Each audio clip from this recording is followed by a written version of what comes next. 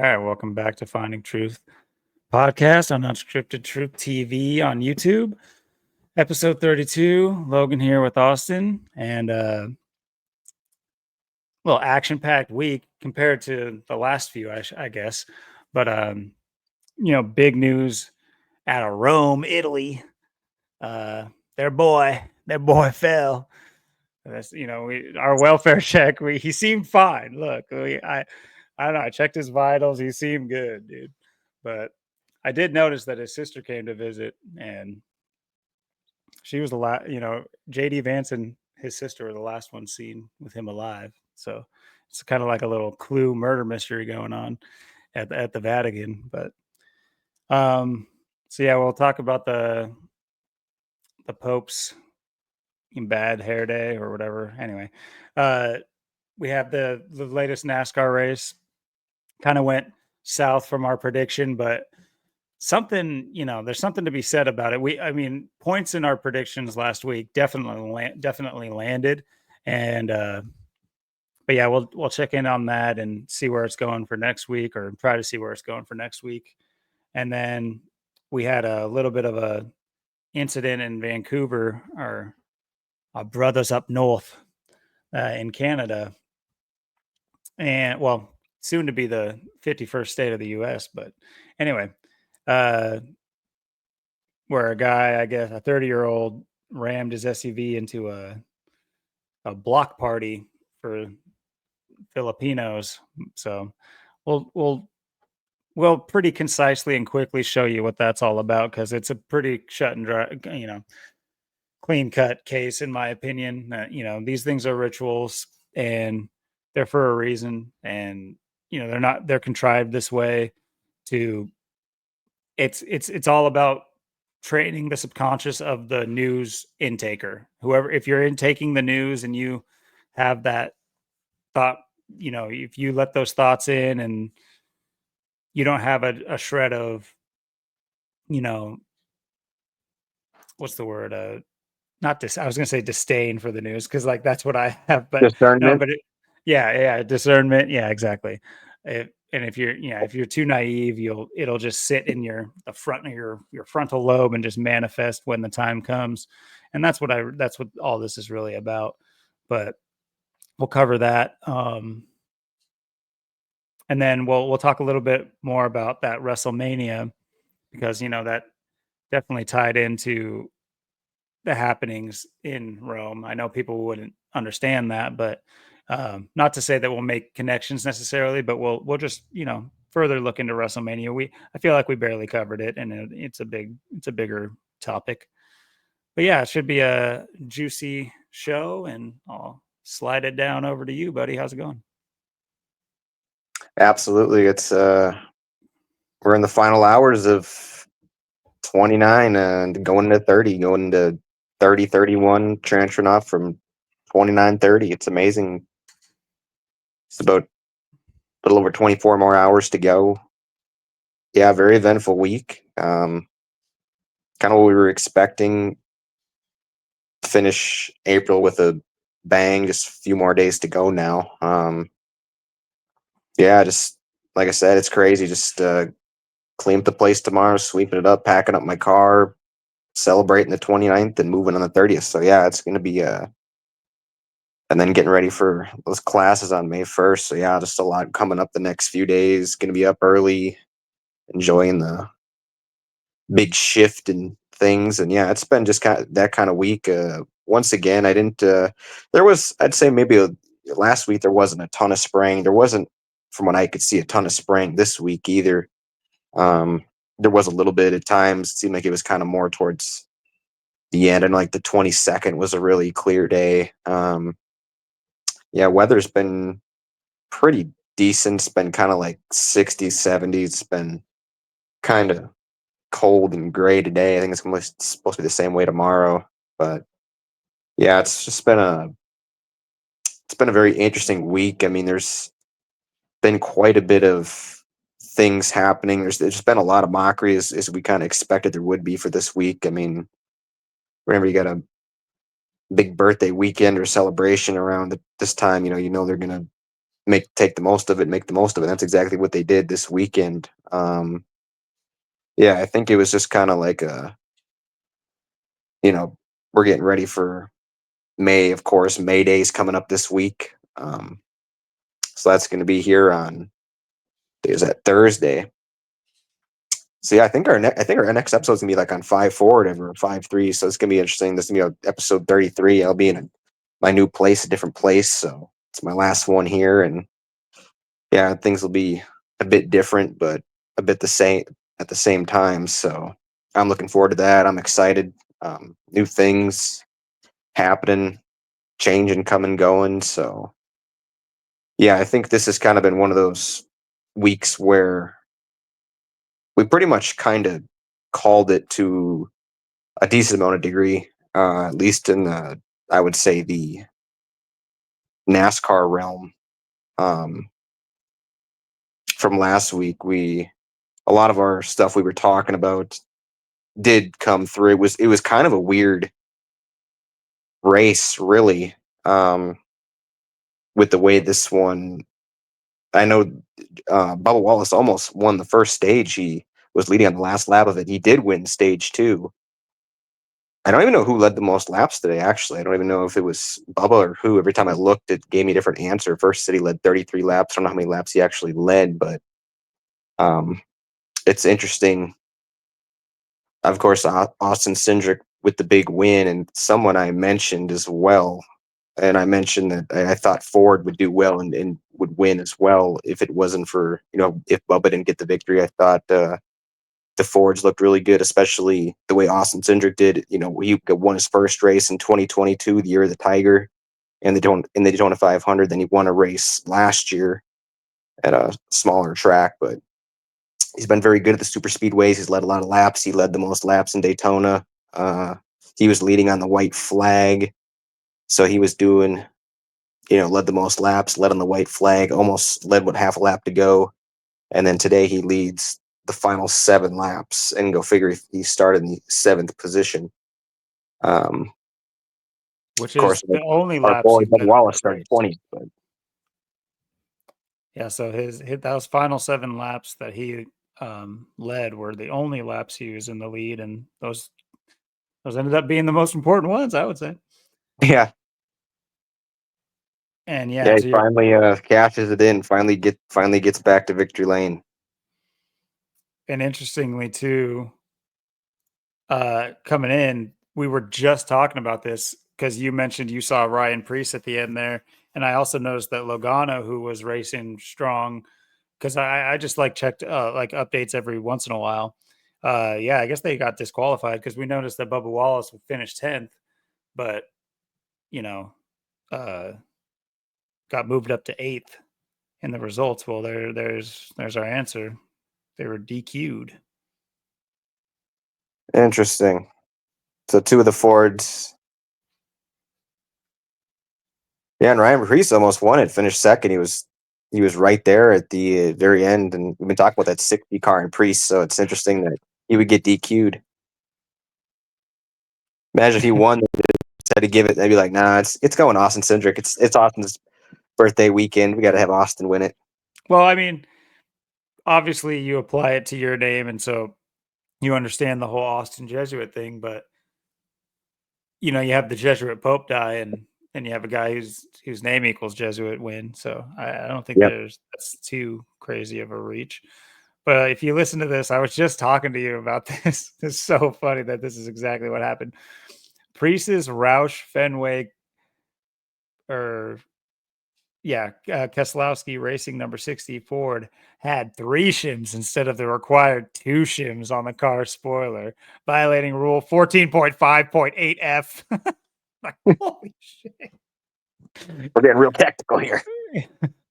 Man, just imagine being a mechanic for these guys. They're just like, you gotta be like a rocket space engineer to keep, yeah, you gotta have lawyers at your back. You gotta have people keeping track of each and every, I mean, I Your wonder car what. was a 32nd of an inch off today. Just a Mhm. 32nd of an inch.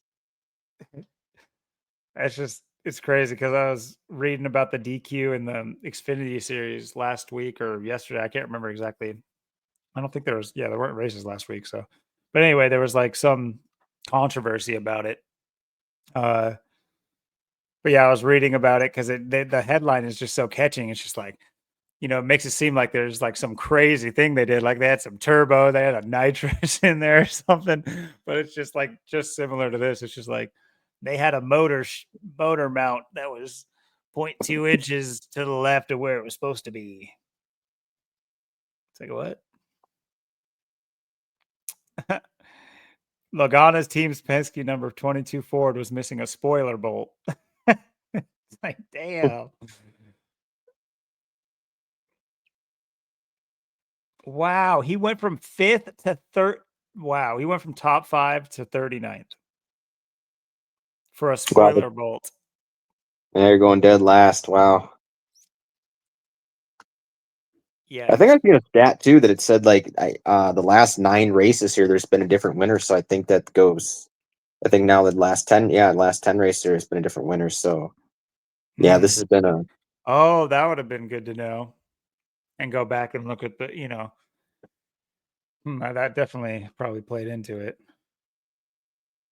There's probably something to do with races that are historically won by people and then races that are historically up for grabs.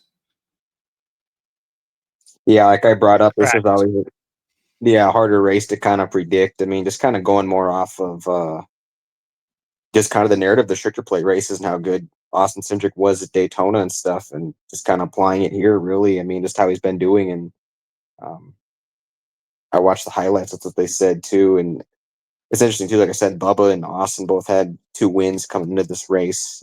Austin picks up his um, third win as I'm turning 30, and then you got, uh, like I said, I don't know who led the most laps. If it was or how many Bubba led. When I first looked, it said 33, but every time I looked, AI was giving me different answers, so I don't know It exactly how says many he Bubba led. only led 5 laps.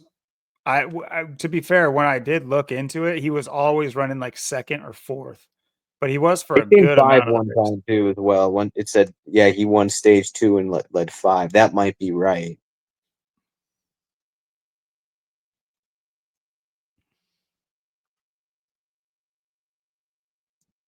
So, but yeah, I mean, he had a strong race, and I guess you watched highlights and there was some sort of like flag situation or some sort of like pace car situation. Not pace car. Well, Well, the end of the race was really interesting. I was trying to look what happened to Bubba there. I know I because was he looking was like there. yeah, he was up there with like 40 to go, and then he got like shuffled back, and then he kind of had a resurgence there in the last laps. He got up to 10th and then moved up to 8th. But Yeah, when yeah, I looked with like, I mean, 20, 30, or 40 to go, he moved down to 20th. And last time I checked on him, he was in like 2nd with, not that many laps ago. And I was like, either like some pit situation or something. yeah, I don't know what happened to him. I was trying to see if I could see that in the highlights to see what maybe happened because he had such a good car. But yeah, it was weird too. The end of the race, how um, Austin Cindric and Ryan Preece were side by side there to win, and then Austin Cindric had some cars in front of him, some slow lap down cars that were he caught us at the perfect time, and was able to get some draft off them just to pull ahead by like 3 feet to win. So it's kind of an interesting way to line up the victory. Get some slow cars, get some draft in front of you, and make sure the 2 car gets the victory here on the big 427. Yeah. And, I think I forget about that too. That's another way that they can, affect races is you have these people who are running dead last who are, I hate to bring him up, but my boy Shane, Yeah, Shane Van Gisbergen, these people's use could very well be to be provide draft for other players, and I'm not talking about like friendly teammate draft. I'm talking about, rigging races kind of draft to where they're there for a reason there at the end of the race type of deal. But Yeah, so that's an interesting thing to keep in mind too. I mean, you also have, a 40,000 page rule book that they can call upon to disqualify people and posthumously change the race scores and everything like that too. So it's not like they don't have their bases covered, but for as far as what the fans can see, that's another interesting element to racing I hadn't really considered as far as how they get these races to play out. And not to mention, I don't think it's hard I don't think it's a leap to say you can't get 40 dudes to that are being paid and front ran by former members of the sport to be all in on it. This isn't college football. Yeah, you're not going to sit here and tell me that, oh no, Ross Chastain, he's a good one.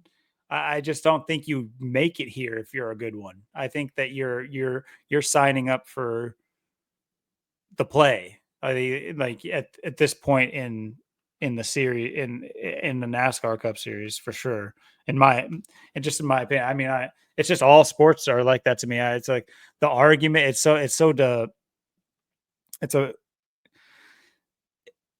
it's hard to understand the motivation of somebody who would make an argument, but you got the football heads and it's just like they know the refs cheat, they know that the coaches cheat, they know that the QBs cheat, but it's just like they can't wrap their mind around like all the key players cheat and they all are doing it so that the outcome is the way they want it to be no matter what. They still think there's some like measure of competitiveness to a sport that is just fully scripted.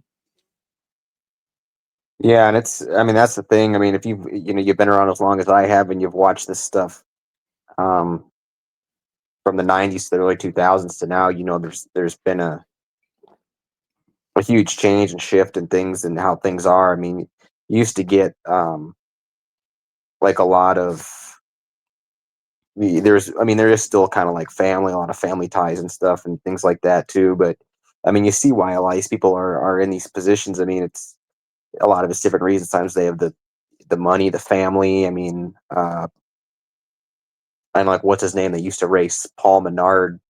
He was related to Menards, which is the like richest family in like Wisconsin. So of course their kid, they're worth like 30 or 33 billion. So it's like, yeah, go figure your kid's gonna be in a NASCAR thing or a NASCAR series and be racing at the top series because you got billions of dollars for him to be in there. It's And kind of what you. who is this? This was Paul Menard. He doesn't even race anymore. I don't think. I think he's. No, I know, but did you see the car that Austin Cindric won with?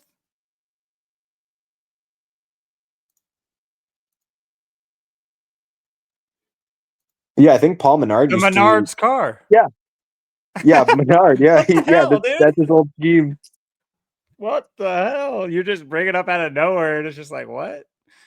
Okay, so this is a rich racing family. It's just, I mean, man, Yeah, I don't yeah, think they that's have wild. Menards out here in Washington. I don't. I mean, it might be just a Wisconsin thing or whatever. Do you know There, what is it? it's like it's kind of like a Lowe's or a Home Depot type of Oh, thing. okay, Yeah, interesting. I see also races for Quaker State, which it's just such a interesting. I've always thought that was interesting. Quaker State, just as a name for generally, petroleum products, just like Quakers, huh? And yeah, the Quakers. we're not going into the Quakers this episode. We don't got time. I'm sorry, but if you want it, suggest it in the comments or whatever. But yeah, the Quakers are an interesting bunch that need, there's stuff in there to talk about for sure. Um, they're more than just oats. Let me just put it that way. Uh, so yeah, very very good point there. And then yeah, you bring it up, and then not only I guess they had their boy racing in it, but they also sponsor winners too. So very Yeah, and I interesting. don't. Yeah, the Menards car like never wins. So I don't. I think the last two times Austin Cindric won, I don't think he was driving the Menards. It was probably a different paint scheme. So, and Paul Menard never really won in the Menards when he did race the Menards car. So yeah, it Oh, was kind of like a really special day to get that in there. you meanard. Yeah, Depends on how Menard. you Hmm.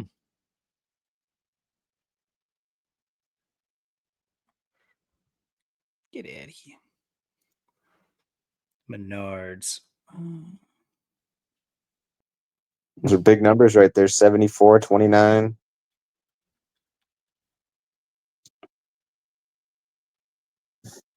$69 like Illuminati. I mean,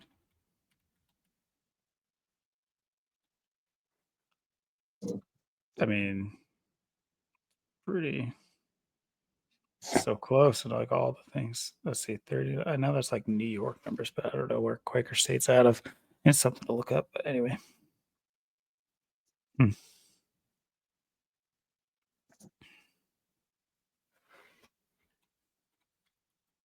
course, we talked about, we mentioned the Austin Jesuit connection in reference to the Pope, but in case people didn't understand, it's through gematria that we're talking about that. The word Austin, or the name Austin and Jesuit, are 4 cipher matches, baby. It's like William, Nirvana, and tariffs. Yep. You can't get any more connected. Nope. But yeah, let's take a look at his full name. It's got Hey, the man. 144. Yep. Yeah. It's a very Jesuit name he's got. And then let's see. Cindric's 42 as well. There's Yep. and 129, like base Yep. 8, 201, and 48. Yep. Jeez. Yeah.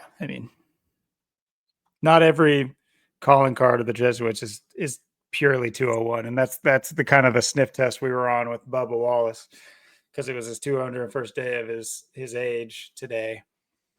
So we thought there's with especially, this is we talked about this before the Pope died. And when the Pope died, I was like, oh boy. And then especially with the whole, we talked about this a couple weeks ago or whatever, but the potential for the Black Pope. I say the Black Pope, I mean a Black Pope to take over as Pope. So there'd be 2 Black Popes, and I'm getting them mixed up. It's like, what? No, one of the Black Popes is from Africa, and one of the Black Popes is from South America. Get it right. Get your popes figured out. So yeah, very interesting. His first win of the year.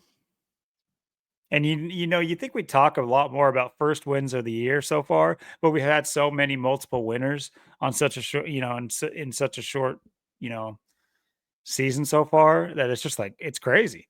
3 peats, 2 peats, coming hot and fast. Yeah, it was interesting too. The other winner this year, the other Ford driver, Josh Berry, the only 2 Fords to win so far this year. He had an incident on pit road. There was a car come out of the pits, and then there's a tire carrier, and had the tire in his hand or whatever, and the car, I think he was trying to get in his pit box and like smacked the tire out of his car and like hit some guy in the hip. So there's a little incident on pit road. So this race Because had some Barry was racing really good too. He was up there for a grip. Did you notice that? Yeah, this was an interesting race. There's a lot of different people. And my boy Alfredo. I can't wait to decode the Alfredo race, because he was winning for some of the time too. I'm like, who the hell is a Alfredo? I have never even, like, I don't know. I'm looking for chicken Alfredo. He's got a C there. I got hungry thinking about it. Okay, so he's out of winter. Birthday outside of winter. Incredible. It's interesting too. Anthony Francis Alfredo. Wow. Wow. Just wow. Can't make it up. Oh, man. What were you going to say? Oh, Austin Cindric too. He's 26, like God Cobain, and 26 letters in the alphabet too, and kind of goes into some other things we'll be talking about too that kind of go along with the 26 and things that happen on the 26. Yeah, this is a very interesting race. Yeah, like I said, I don't know how many laps Bubba led, but he was up there, and I know he, like you said, started 20th, or he led the 5 laps. But yeah, he up front all race, almost won stage 1. He did win stage 2, and yeah, I mean we were on top of it. I mean and I really thought there were 40 to go. He looked like he was going to be in the mix to win. I can't figure out what really took him out, but yeah, it just seemed like Austin Cindric was it was just his time. Just narrative was right there today. And you did call the Ford car winning. Yep. Saw that through the weeds.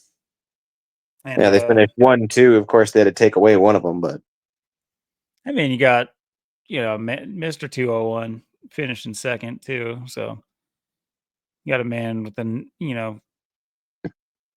Jesuit name, then, 201 name. So it's interesting. Just for posterity, let's see if there was any, because I can't remember if we looked up Austin Cindric when we were doing this. I feel like we did. Yeah, we definitely did. I can't remember if he had any date numerology that matched up. it was his 125th race too. He won.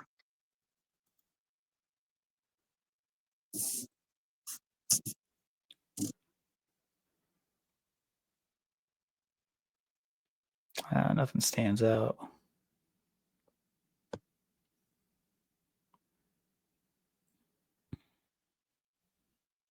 Hmm.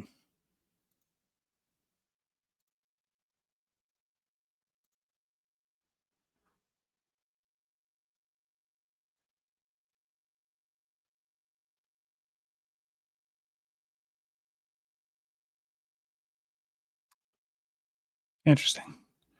Well, let's take a quick look ahead to Texas. Now, Yeah, it is. Yeah, it is on May 4th. oh, yeah, you're right. 5, 4, 4, 5. We're hitting the key dates. We Yeah, we planned are. this out. So let's look at Texas.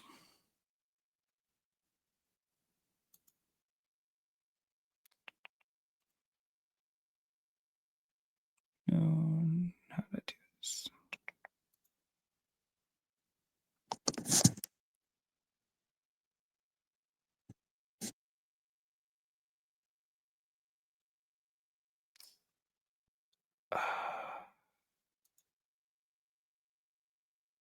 Everything's bigger in Texas. Since 2022, Byron's been the top driver. Keselowski second. It's interesting names up here. Like Bubba's doesn't even do bad here. Bubba can't do too bad in Texas.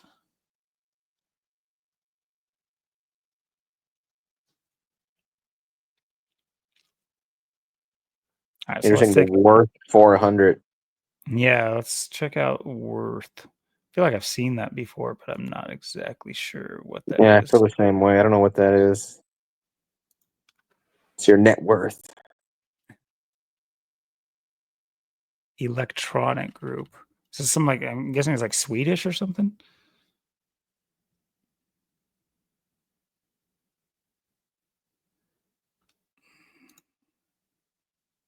Electronic.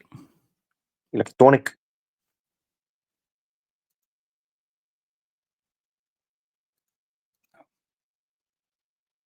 Get the hell out of here. Get out of here. Douche. Oh, so they're Dutch. Maybe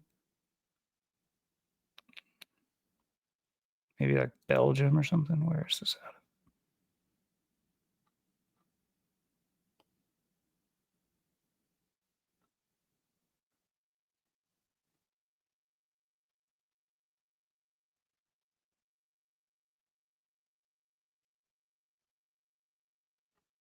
Okay, I need like the Wikipedia to take over here. I hate saying it, but I need Wikipedia to tell me what the hell this is.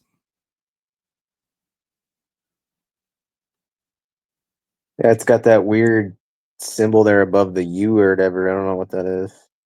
I think that's just common in like Dutch and other. The Okay. Wuth. No, not the ones in the United States. Duh. That's India. Was like home. What? How would I look this up? Country of origin. Oh, it is German. Okay, I thought it was Germanic, but I just need to know things like that better. Founded 1945. I found out that if you mistake Germans and Belgians, they don't like that.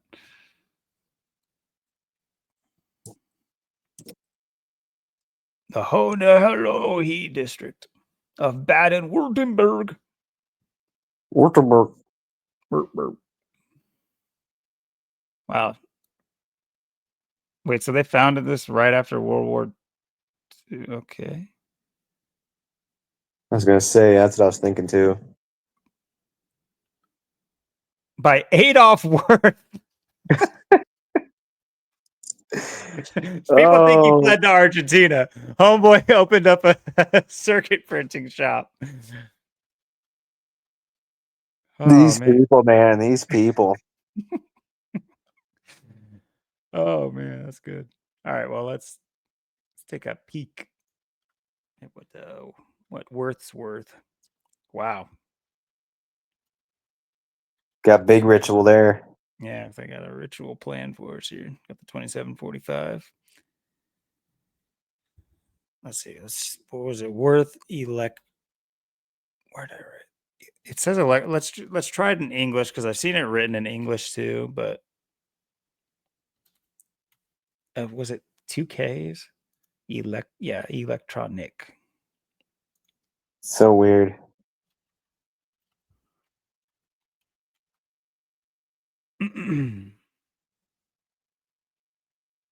87. Worth electronic.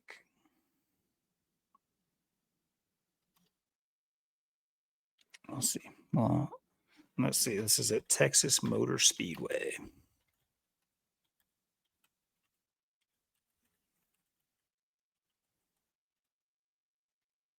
Seven.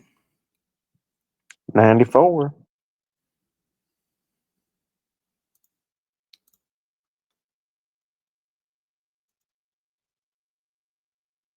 So yeah, very Jesuit day, May 4th. It's got 4.7 stars. Look at that. That It's a number beautiful hasn't been number. changed. It's a beautiful number. It's a beautiful number.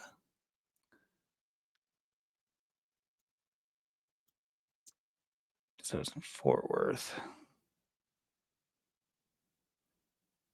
Wait, it's in Fort Worth? And Worth Oh man. Electronic?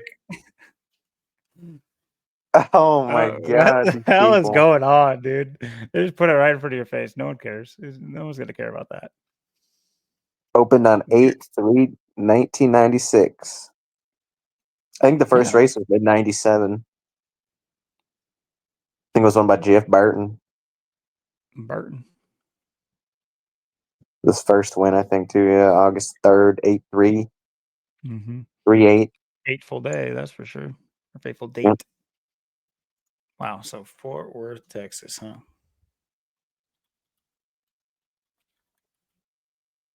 Let's try the By post. Eldolphus Worth.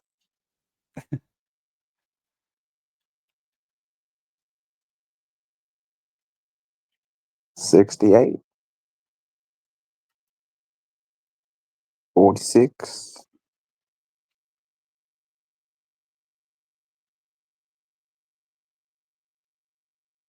Let's just compare. So Willie B.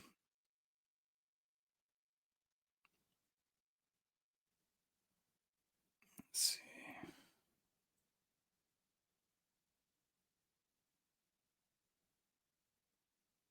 Okay. So there's a 201.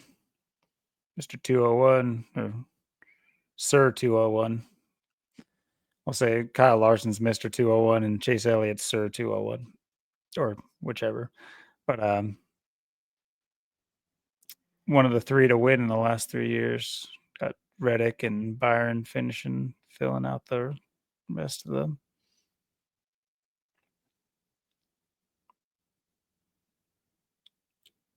Bubba Wallace has led a lot of laps.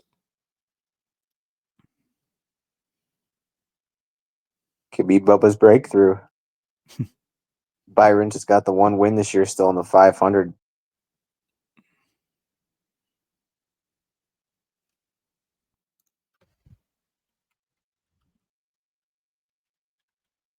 They phasing out the Williams. They couldn't. They wouldn't. All these have these Jesuit connections. Nirvana, tariffs. William.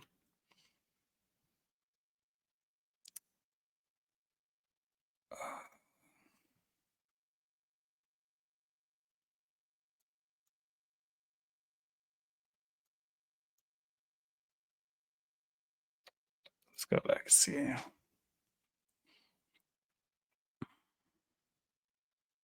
see.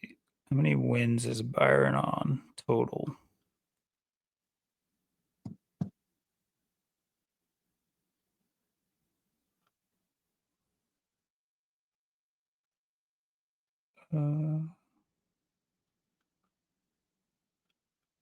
Where's the page that listed their wins?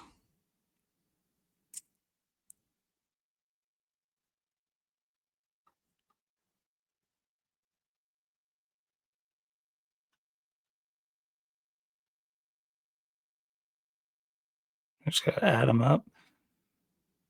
Is this not the same one that listed their wins, or am I just in the wrong? Oh, maybe it's this. The one that says wins. It's 14 wins total, so he'll be looking for his 15th win.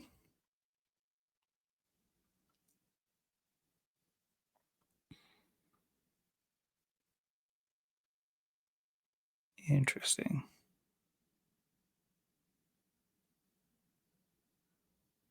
The Liberty University. That's so funny. The Liberty. Okay. Wow, good old Keselowski. Looking for his 37th win. Never won in Texas. Yeah, he got his first win in Talladega there in 2009. So today, of course, he got taken out in that one of the wrecks in the beginning, but Looks got like a bit he's of a been bounce hot in back. Talladega. Quite a few wins in Talladega. Yep.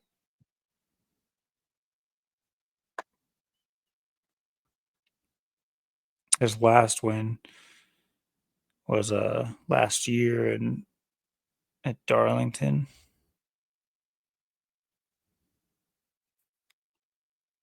Before that, he hadn't won for 3 years. And it was at Talladega, so I don't know if he was racing that entire time or what, but so he's looking for his 37th win.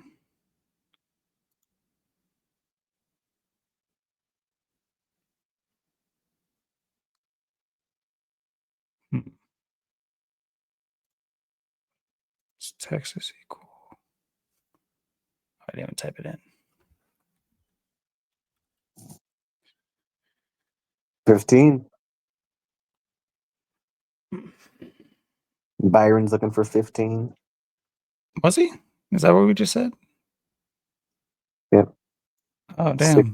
69 like Illuminati. There's the 30. No, you're right. The You're right. 30. Yeah, again, his 15th win in 15 Texas.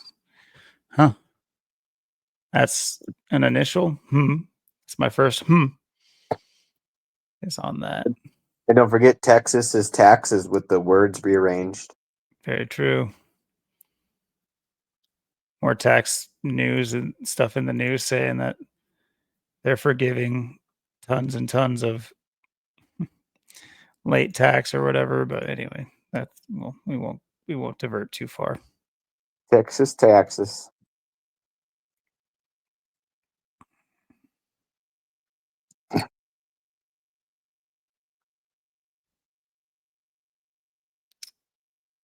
Let's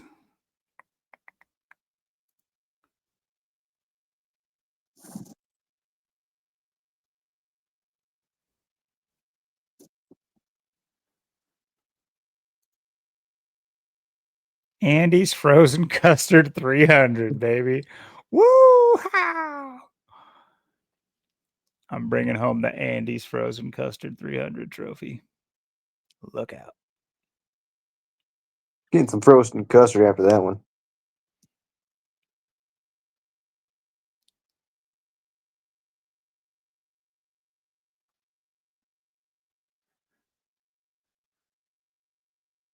Hopefully it don't melt.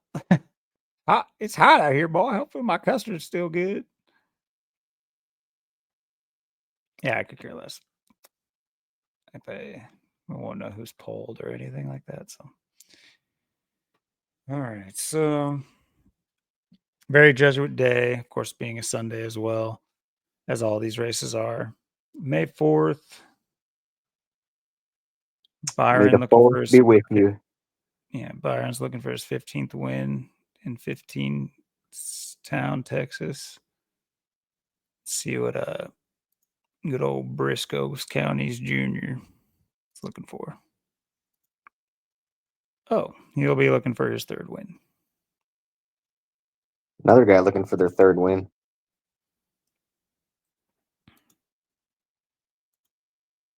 It's like Bubba. Boy, come on, Bubba. Bring it home, Bubba. Oh, Suarez looking for his 3rd win, too.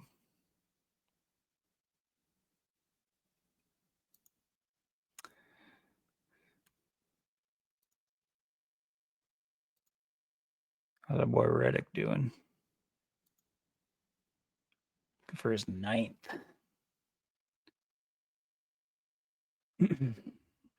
But has won here before. Wonder if he'll have the Beast Killer Sunrise sponsor. That's normal. Don't worry about that. Yeah, I just thought I'd get the Menards out today. Okay, so Jordan Brand also sponsors cars. Interesting. That's crazy. It's not crazy, but it's interesting.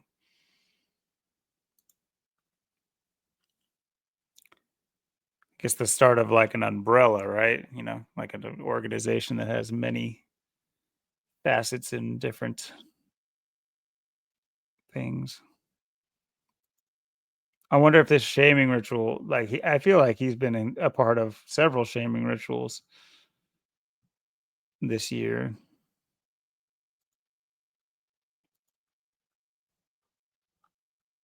His 37th win.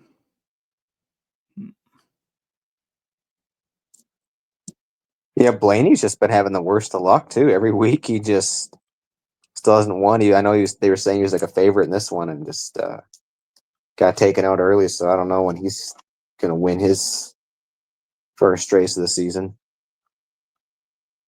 Let's see. I don't know if they have like a search function in this one.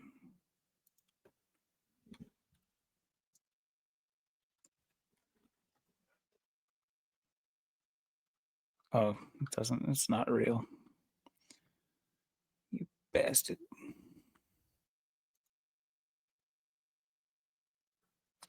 Uh, I thought I saw his name on that last thing you were on. I thought I saw oh, Ryan. was it? Oh, my bad. Yeah. And there he is.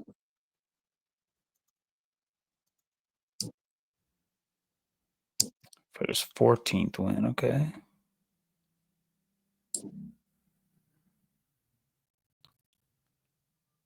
One behind Byron.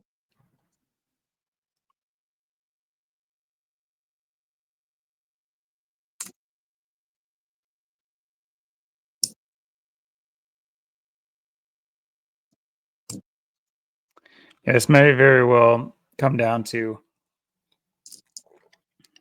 a sponsorship or something I'm not yet aware of.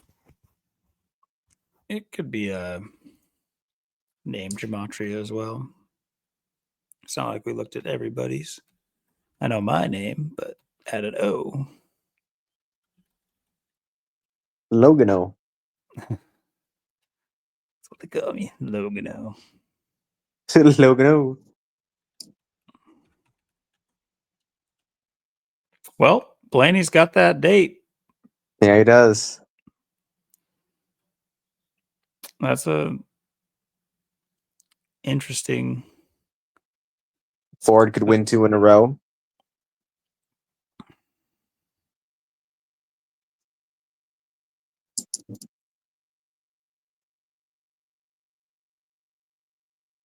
Also, Worth has the 45, like we were talking about.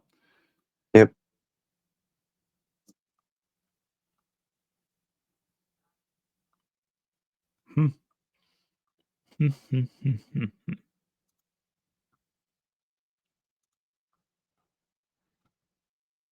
And he is a did not finisher, I believe. Yeah.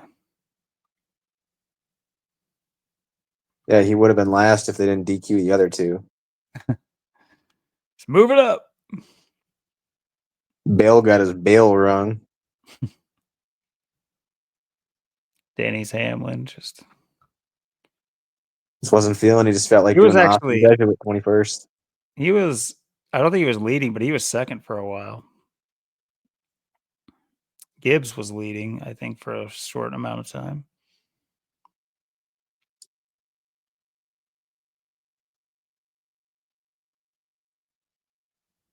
And you have Hocevar in the 77 car, didn't we?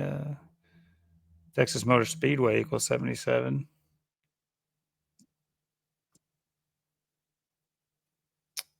Yeah, I don't think he's ever won. I don't know if he's won yet.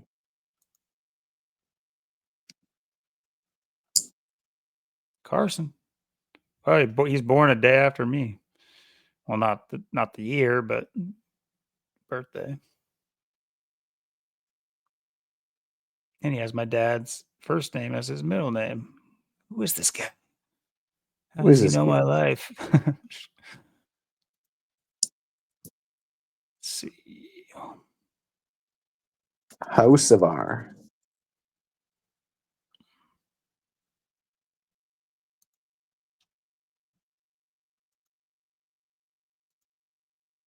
He's won one. Oh, no, wait. No, you're right. He finished second.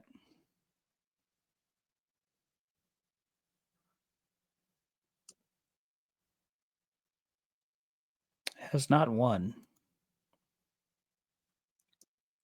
Car's son. It's just like, come on. Car's in your name?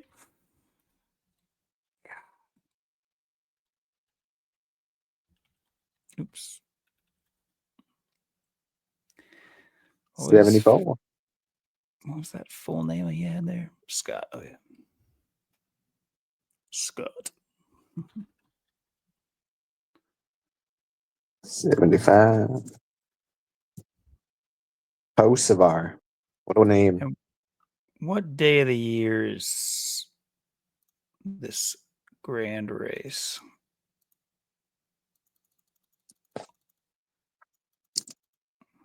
To 124th day of the year.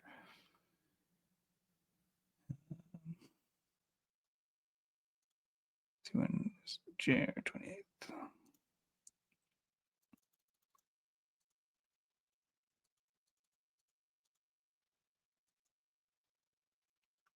$96 days.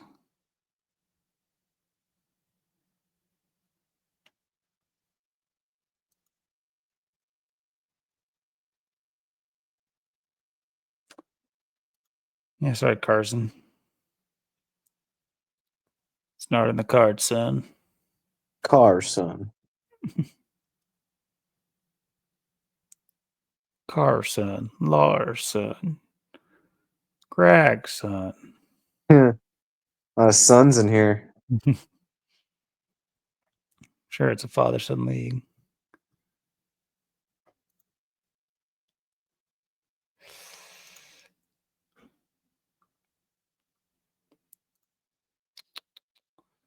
Well, Junior won his first race at Texas in 2000. Maybe it's someone else's turn.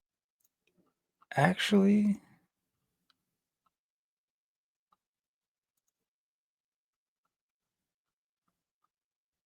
he's from New Zealand. Okay. Wonder if there's any German racers of German origin.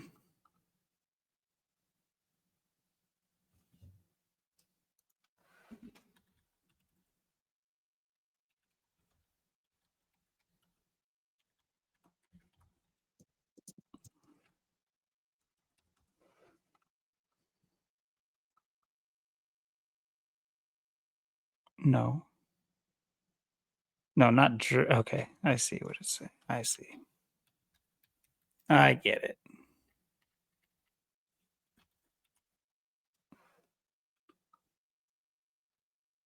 Oh, he is German. He's just from. Come on, baby. Get off the schneid. It's worth it, buddy. You're It's worth it. time for your second win. You've been down too long. And Riley Herbst. Does he not race in? He says the Cup Series. I've never heard that name, Riley Herbst. You will get ready. I will. You'll be hearing it a whole lot more after today. Oh, there When he I is. start winning, boy. The Herbster. Like Herbie. Herbie Furby. Kirby. Took ninth at Talladega 2 years ago. Beast Unleashed. White Haze. What? What is that? Anime or something? What's going on? Anyway. Interesting. ShaneCo.com.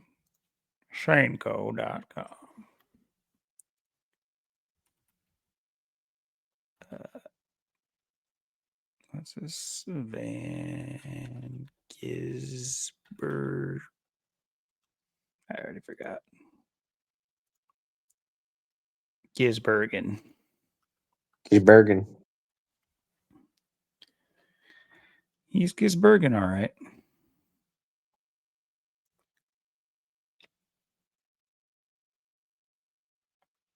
I don't know if the van is important in this. Van Dam. Shane Van Dam. Let's see. What's Shane's birthday? I'm going in. I'm gonna find out if because I mean, if this He's is got a to get that Shane, second win. He's got to get that second win sometime. He can't be running the back might every as week. well be the German sponsored race, right?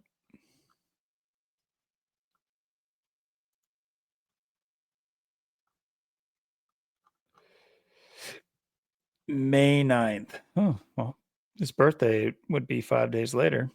Yeah. SVG. Isn't that a gun? Pretty sure it is, yeah. Oops. It's like RVD, Rob Van Dam.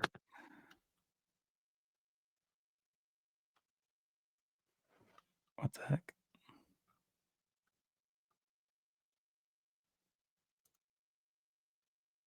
No, what is this? Maybe it's a different anagram.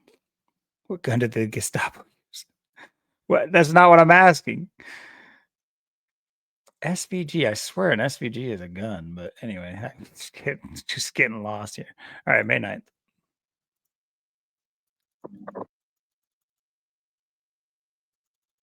Have to ask Trey. Yeah. He'll know.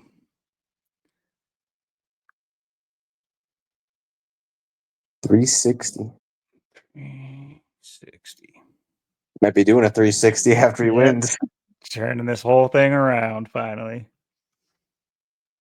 Well, I just had that beautiful number on the card. It inspired me to do so good here today. In my big 88. It's a beautiful number. You kind of sound like that Tom Hanks role, Jedi.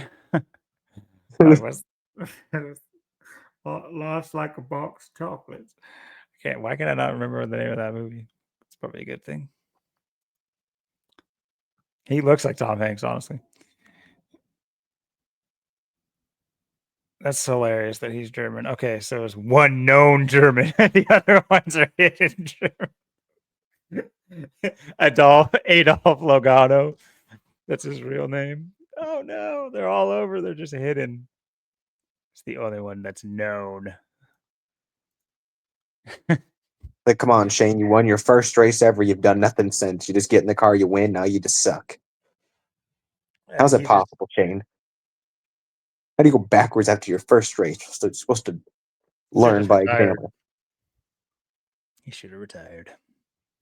Well, without taking up the bulk of our around 3 hours here waffling, um, I do think it's interesting that Byron going for his 15th win, and he's considered one of the best at this track.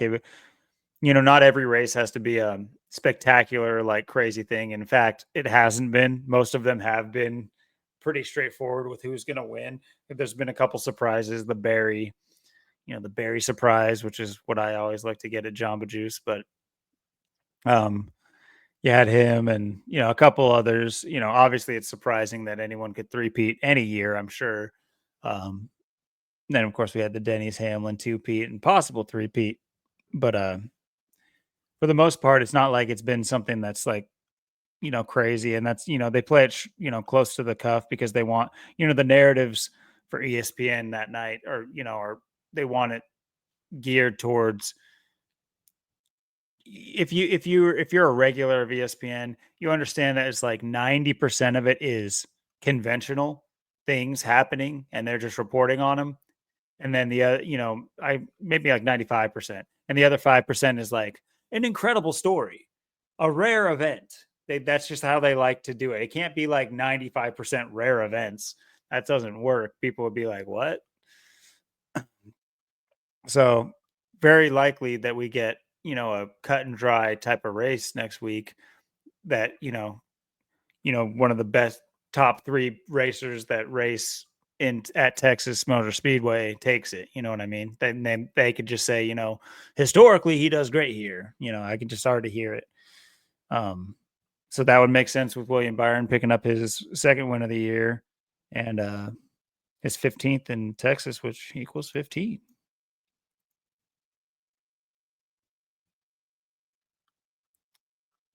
Yeah, and plus, I mean, William Byron's running up front every week too and doing well. I mean, He did good this week too. led laps today, finished in the top five. I mean, that's what he's been doing all week, all year. I mean, just week after week, he's just has that one win, but he's finishing top five, second, third, fourth, fifth, pretty much every week, and run up front leading laps. So it's just a matter of time before he gets that second win on the year. And who knows? Maybe Blaney too gets his first win or It's off the get schneid. get a back to back Ford going because having back to back Fords. I mean, they use Blaney almost every week in the headlines, regardless if he wins or not. It's crazy how it's like, it'll be like maybe the first headline is about the winner, and then the second headline has something to do with Ryan Blaney almost every week. Some sort of weird drama.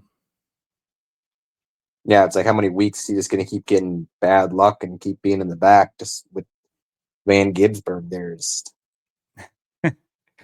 He sees him ahead, he's just like, oh my God. That's not where you want to be.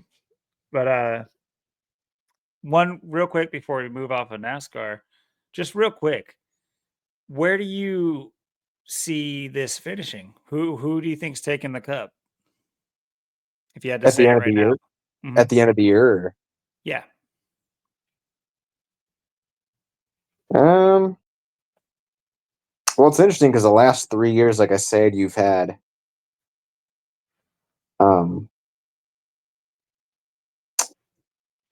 you had 2022, 2024 was Logano, and then you had his teammate, Penske teammate there. Yeah, I was gonna say I think their teammate in the two as well, Cindric. So you got Mhm. those guys. Yeah, I don't know if I see Ford winning four in a row. I mean, I have said that I thought even in the last 3 years too. Blaney and Byron have been up there, and Byron's got third the last 2 years. Blaney won it 2 years ago. Couldn't you see the headline on ESPN though? 4 for Ford. They love Yeah, making I those mean, little. and it might. I was thinking today too. After maybe we'll get a really surprise, shocking one with the way that maybe Austin Cindric's going to get the championship. Maybe it'll go to him. I mean, or maybe Blaney, since that's why he's doing so bad now. He's going to kick it on at the end of the year and win again, or Logano wins his fourth championship or something. Fourth championship, 4 in a row for Ford, something like that. I could see a stat like that. Yeah, I mean, I'd say other than that, I mean, I'd like Byron and stuff the way he's been doing the last couple of years. Finishing third, and he had a pretty good 2022. He's been my pick to be up there and have a shot of winning it. So I think it's a matter of time for he gets a win too. He is leading right now in points. So Yeah. interestingly enough, that was who I was gonna say as well. Yeah, won the 500 last 2 years. Maybe this year's Theory wins a championship too. I feel like he's the most overdue for a championship, at least by the way he's been performing. If you got the performance, Which is tough to do. yeah.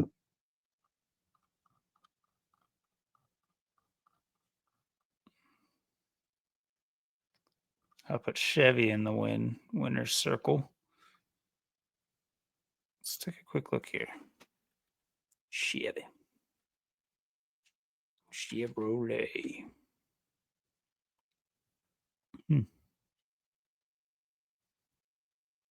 Yeah, good chance of a Chevy winning this next race with double 45 on May 4th. Yeah.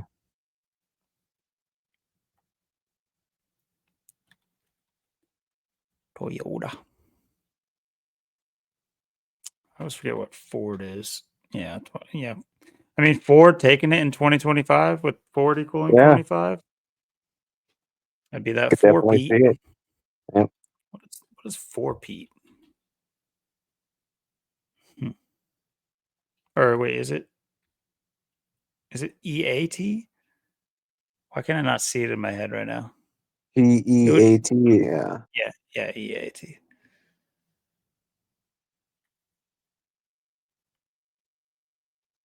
Well, I don't know if they probably call it a Ford Pete. Maybe it's a. This is not how gematria works. I'm just fucking around. Ford Pete. Yeah. Yeah, if it All was right. Well, Logano, it'd be his fourth championship. That'd be interesting. Ford, 4 in a row. Fourth for yeah, where's Logano. Logano sitting right now? And he hasn't won a race yet, so we'll have to see. He's sitting eighth for as many bad beats as he's had in this short season. He's sitting eighth. So of course 100 points behind. It's lonely at the top kind of deal. I mean, a large disparity, but I'm sure these disparities can be made up within the matter of a couple of races, right? Yeah, there's so many guys up there who haven't, Blaney hasn't won. Logano hasn't won. Bubba hasn't won. Reddick hasn't won. I mean, there's so many people that haven't won yet this year. So, I mean, obviously, there's a lot of races left, a lot of racing to do. So, The Dinger hasn't won. yeah, no dinger. Boy, Van Gisbergen, he broke 100. Hey, yeah. Catherine Legge's got 7 points. She had a fantastic crash. 7 points. 7 points to Gryffindor. All right. Well, there very well may be more in the week. For all we know, there's a Filipino descent, someone of Filipino descent in the series too. That could be the tell for this one with Oh what yeah, happened in yeah. I think this week will be Vancouver. pretty telling. But yeah, it could be something that comes up this week as well. So why don't we quickly cover this, the more steamy headline that just happened, were reported on yesterday, late Saturday, and then we'll move into to talk about the Pope or WrestleMania, whichever order we go for with that. For those of you who don't know, there was a supposed car ramming attack, is what they called it, that left 11 dead. Of course, they initially reported 9 dead, so it went from 9 to 11. Sure, there's just a coincidence, but Dozens and dozens injured. they say it's not a terrorist attack. It's just he just I don't know. He I was don't know. 30 and he couldn't take it no more. I mean, that's rough.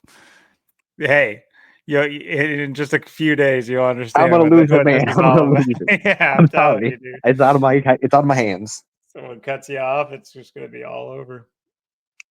Yeah, that's what I heard, and I think I heard this story first, and I got up today.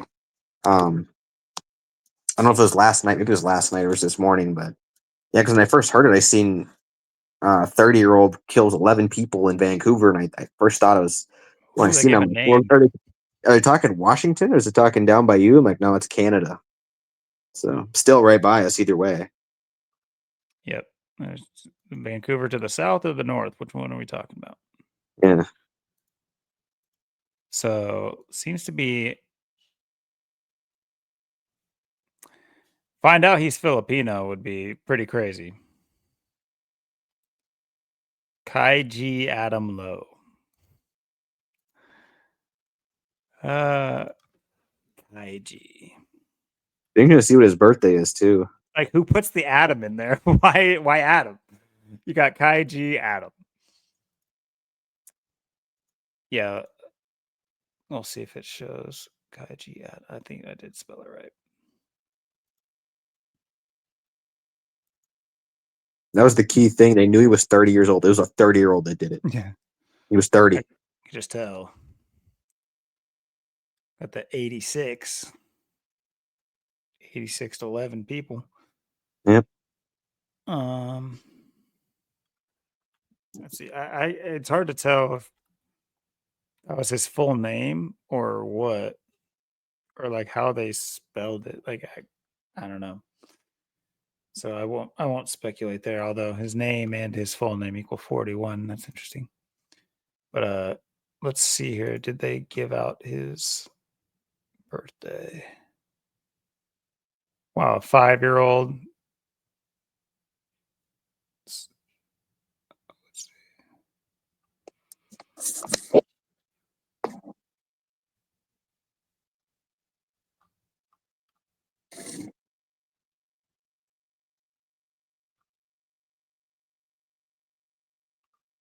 Let's see. Is he famous yet? Yes.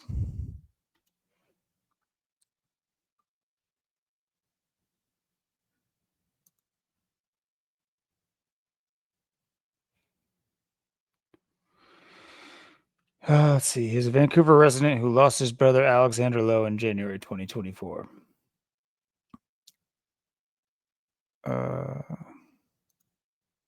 That's not a link. They just colored it to look like a link.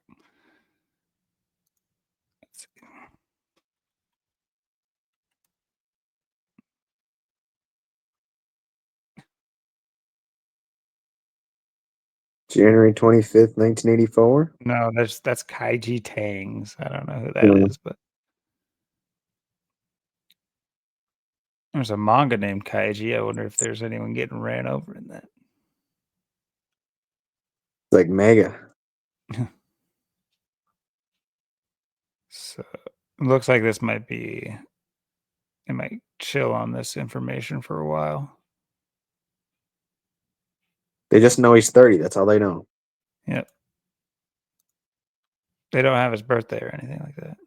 Yeah. But he's 30.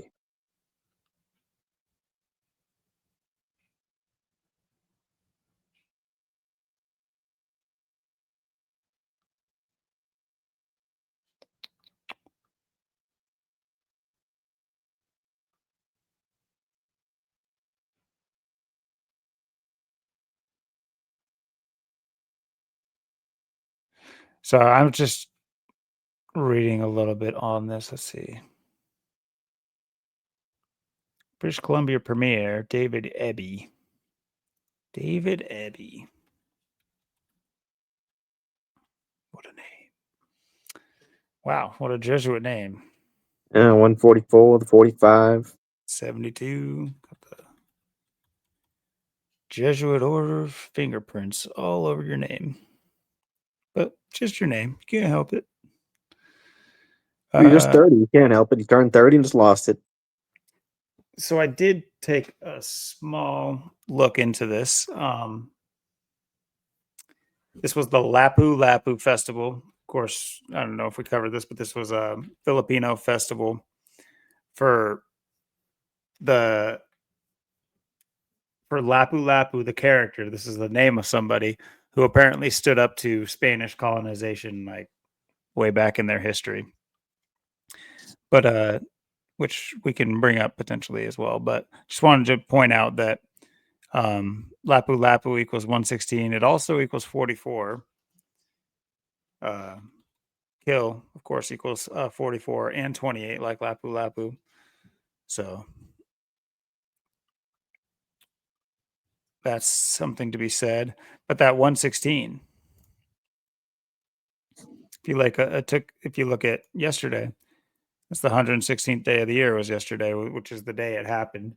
It was reported heavily on today, but it happened on Saturday.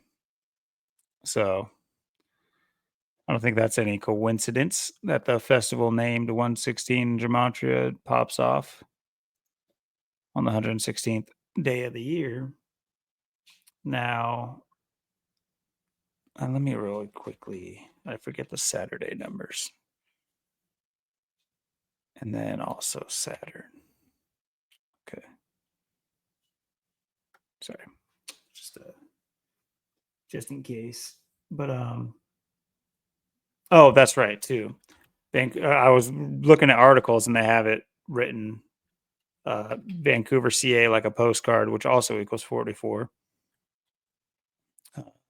Just for reference where this happened. Vancouver, Canada. But so I was looking into, the mayor, and I want to point out there's elections are tomorrow. Yep. Elections for Canada are tomorrow. This happens today, or is heavily reported on today, happens yesterday. And elections are tomorrow, and you have all three candidates. Well, first of all, I just want to point this out to you. The Democratic nominee, or is that what they're called? I think it was. It's a conservative Democratic nominee Canada. It's Singh. It's an Indian guy.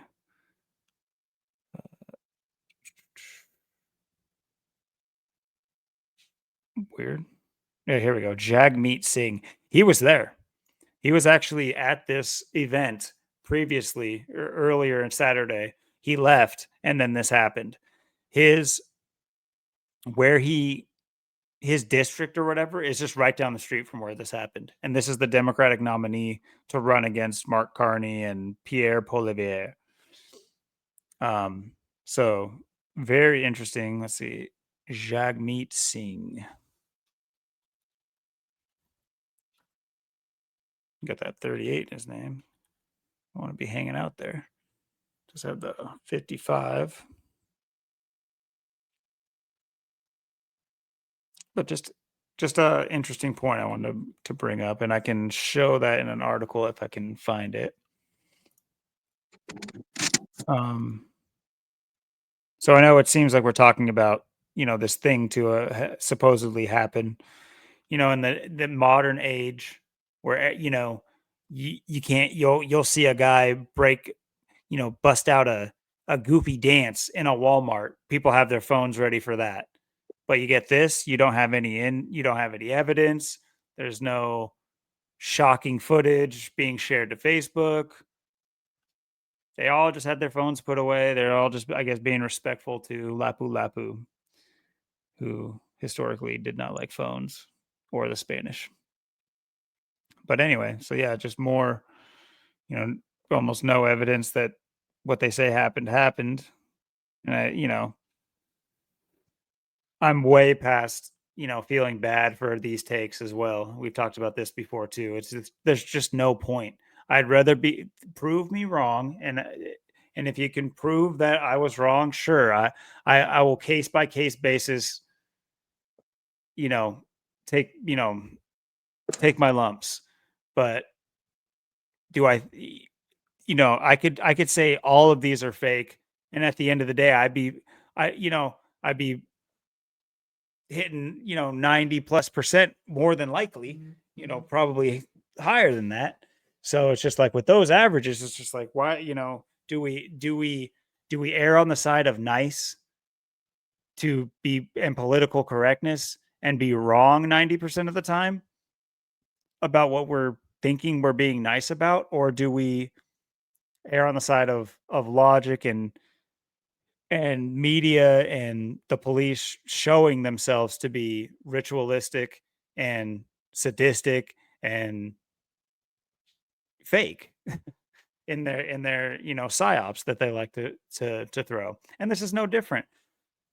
It's just got, I mean, the idea that they could be having their main elections tomorrow and this could happen, it's right up there with Trump getting shot in the ear. Big quotation marks are on that. But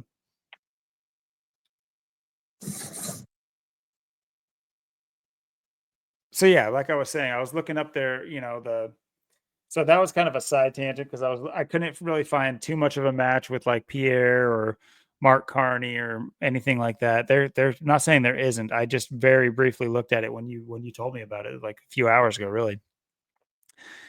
But the Filipino president chimed in of you got Mr. Bong Bong as the president here. Ferdinand Bong Bong. Oh, he has another name too. I did not see that. They didn't present that name initially. Very interesting. I'll have to check out that too. But they referred to him as just Ferdinand Bong Bong Marcos Jr. So we'll go by that, but I will try to type in Romualdez as well. Which, by the way, it's just like, holy smokes! Does anyone just have a name? It's like my name is long for Yeah. American standards, but like, damn. Um.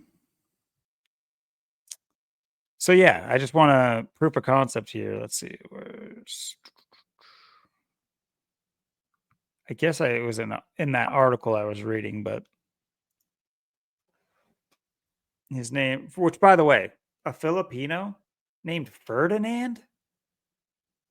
I mean, you think Ferdinand, obviously you're either going to think of the band called Franz Ferdinand, Yeah. and if you think of the band, that band's named after the Archduke of Austria, Franz Ferdinand, the one who was assassinated and kicked off World War I, who had on his license plate the same day he would die.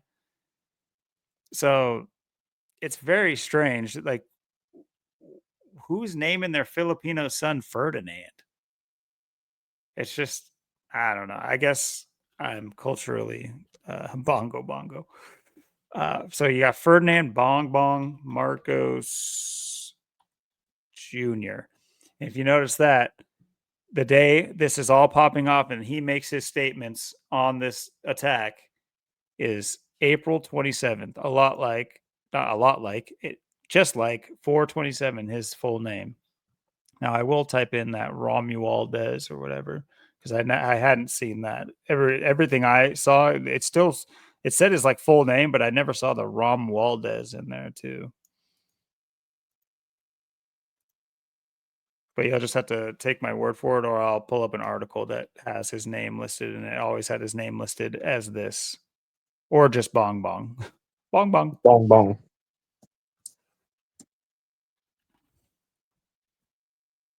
555.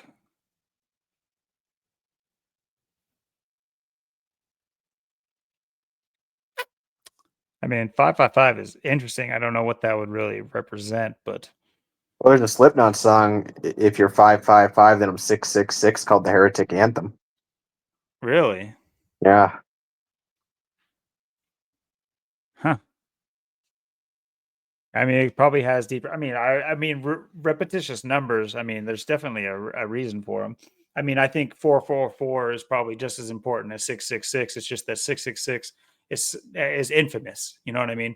Things become infamous. Do I think 666 is inherently some like evil code that can only be evil? I don't know what it is or why they use it. I sort of do, but not. I'm not a user of it, so I've never actually seen the use of it for what it's supposed to be used for or anything like that. And I mean, think about 222, the order out of chaos code, and Yep.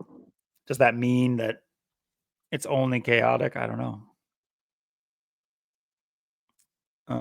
But yeah, just wanted to point out just a real quick look because he's been all over the place on X and making all sorts of statements about this, all the way from the Philippines about this. And he's a busy man too. Very busy because currently he has troops, US troops doing war exercises. Let's see.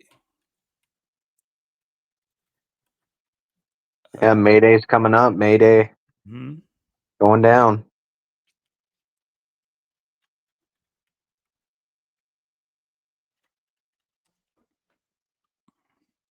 Here we go. This is reported on the day of. Well, I guess they might have. No, no, no. This was something else. So the deployment of US troops and these anti ship missile systems was done. I don't know when exactly it was done, but it was reported on today, the same day that this Philippines thing was reported on. And for any, you does the average American hear this story, or do they hear the story about the guy ramming into a bunch of Filipinos? So it's very interesting how at the same time we're landing in the Philippines, putting troops down there to exhibit war games with the Philippines. At the same time, for anyone who doesn't know, the Philippines is a very strategic stronghold point. Uh, and it was important to America to have that because of where it sits in between Taiwan and China, and the trade routes and the sea routes there at the Chinese China Sea. I can't remember exactly what it's called, but anyway, um, and obviously for anyone that's doesn't have their head buried in the sand, you've heard about China and the potential for war, and at least in our lifetimes it's been rumored, and they've been the top one of the top three villains for the escalation of a potential new world war along with Russia for all of my lifetime. So, along with North Korea, I would say those are the big three: Russia, China, North Korea. Um, and so you basically have, we freaked out when a supposed Chinese spy balloon, was floating slowly across our nation, which, and interestingly enough, too, it's just like you think about like the IDF, the Israeli Defense League, and they have Star Wars programs that can shoot missiles out of the sky and like detection. But we just have a balloon floating across our entire nation, and it just goes until it's for days.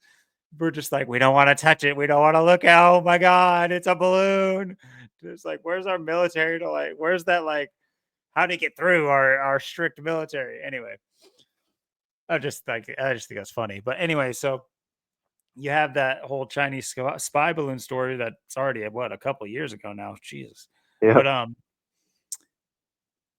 how would you feel if you found out that China was parking anti-ship missiles, and it's not just anti-ship missiles. They say anti-ship missiles. What they are used for anything you want to use missiles. So, um how would you feel that they were parking those bad boys right down at the Texas border in Mexico? They're in Mexico.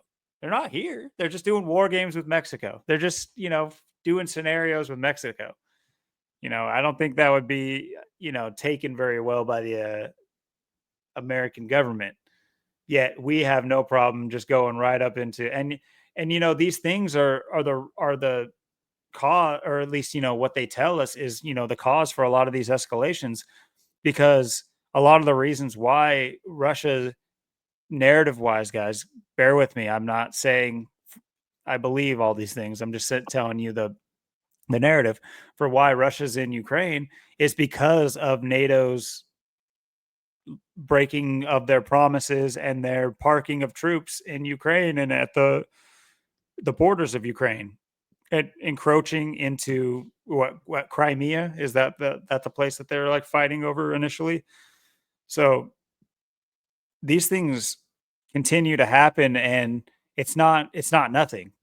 The idea that this would happen and nothing happens, I doubt that. I highly doubt that. They are doing this for a reason, for sure. Oh yeah, yeah. I mean, So and we've been talking about it. I mean, um, syncing up with, of course, the Pope. Being the last Pope according to prophecy, he dies, and you got all the stuff we've been talking about. The start of World War III. What they always tell us, oh, it's going to be China's going to attack Taiwan, or Taiwan's going to attack China. That's going to start World War III. I mean, and then you get this now, and of course, the timing of everything and everything going on, and being May Day's coming up, and of course, like we always talk about every episode too. I mean, you got Trump in there, Republican war candidate. Um, all this talk of war in China, and last time it was in there was China's fault for COVID. So why not be China's fault or someone else's fault again for something else? I mean, you have everything's building right now. You have all the people and everything just coming together. Um, and there's just that vibe in the air, like of what is coming. I mean, you can just feel it. I mean, and you have these stories. Um, just it's just like, and it's the same thing with this Vancouver thing. It's just driving this escalation of hate and anger and um, bad energy in the world. I mean, they're just ramping it up right now. You see what they're doing, and it's on all fronts. I mean, it's that time of year. I mean, like I said, the official year just started almost a month ago, April 1st, and now mhm. we're in spring and the start of the real year, and May Day's coming up. I mean, this is why all these things are happening. All these things are all synced up. And everything that's just going on right now. There's so much going on. I mean, um, I know we talked about how this stuff is connected on so many levels and fronts as well. Um, of course, even like the WrestleMania stuff too, and all that. Especially, two is called WrestleMania 41. I know that's the well, 41 is usually like the end of something. Or it's like the destruction of something. 41 things end with 41. So you got that, of course, and the way it was booked. I mean, like Cena getting his 17th championship win, kill like 17, and just looking at the matches. I mean, just from what I've seen from like the highlights and stuff, kind of bringing everything full circle with all this. Um, you have, I mean, of course, Cena getting that victory, but I mean, obviously, the match just seemed really bland. I mean, typical John Cena, I guess, but for what it could have been, should have been, for you're getting the most titles, most of all time, and set your last WrestleMania. That's just like, for people to pay for such a garbage show and such a garbage match. I mean, I know the women's matches were all pretty good and stuff, but I mean that's pretty much the way they have it now. I mean, the women are like the men. The men aren't doing much. I know a couple of the men matches were all right, but um, yeah, just really, really seems like they have. I mean, the way they went about the I know there was a Cena match. There was a couple of the other ones, but of course now Cena is also 48. That was his last match at 47 WrestleMania. Of course now he's 48, so like Illuminati. Mhm.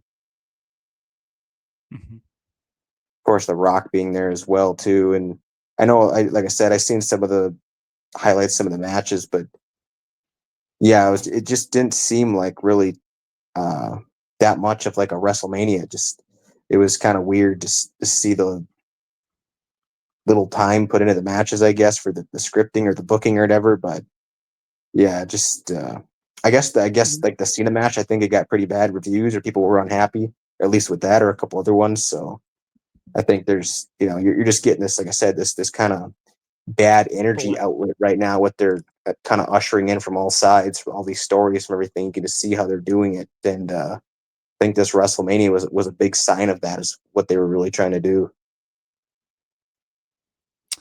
I think it's interesting too, is like the focus that was put so much focus put on Samoans, Yeah, especially that particular family that we learned about that all of the major Samoan wrestlers come from. Which I say family, but it's more of like a think of it like family as like a dojo. You know, if you can wrap your mind around that, it's like it's that. It's like they're not all related necessarily, but many of them are, especially Rikishi and his two sons, but who also wrestle, who are almost like twins. But what what I failed to mention that one time because I got confused. So, did you notice that like Rikishi's name, I believe, is Fatu? Didn't we look that yeah, up? yeah, Well, there's another wrestler named Fatu, Fatu Jr. or something like that. Yeah, his name is Salafa Fatu Jr. And then there is another Fatu, Jacob Fatu. He won his match. So that confused me. And then also Rikishi's son won his match. And then also The Rock was there and he sided with John Cena, who won his match. yep. So it was this like whole weird thing, and not that I watched it or anything, but just read the headlines and highlights and stuff.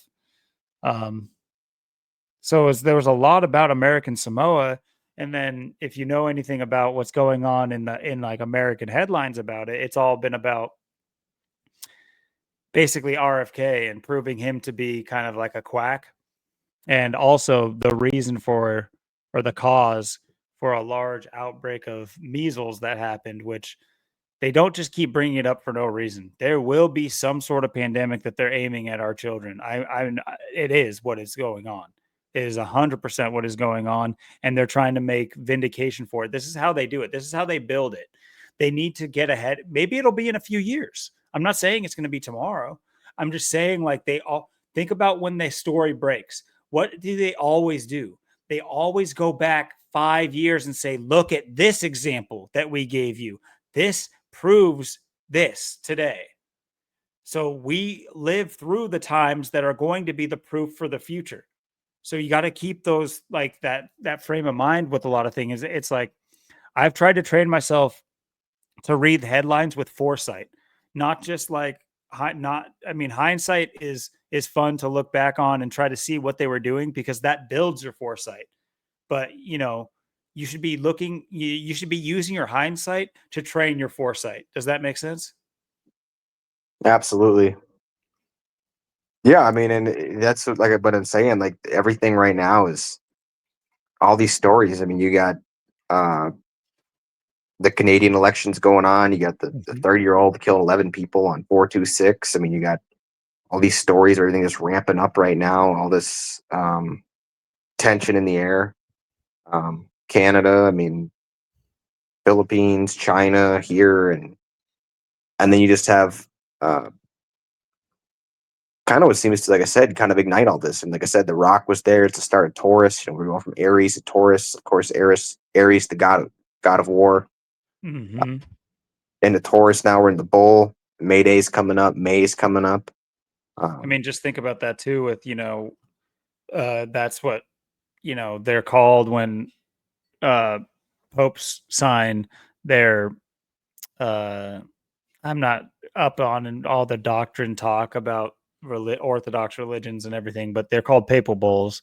So that's another, for anyone that doesn't know that, there's the bull on Wall Street, but the bull is a very venerated figure in Roman mythology and everything like that. But go ahead. Yeah, and just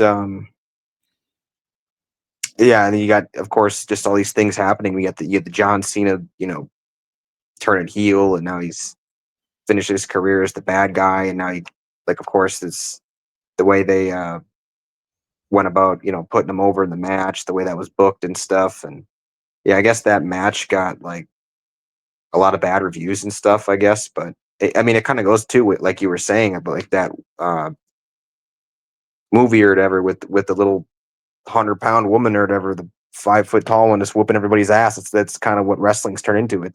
That's what they're symbolized. I mean, it's just that's all become the women now. The women like basically headline WrestleMania, and they're kind of the big thing, and the men are just kind of whatever nowadays. Yeah, that's the new movie. Heads of State. John Cena's.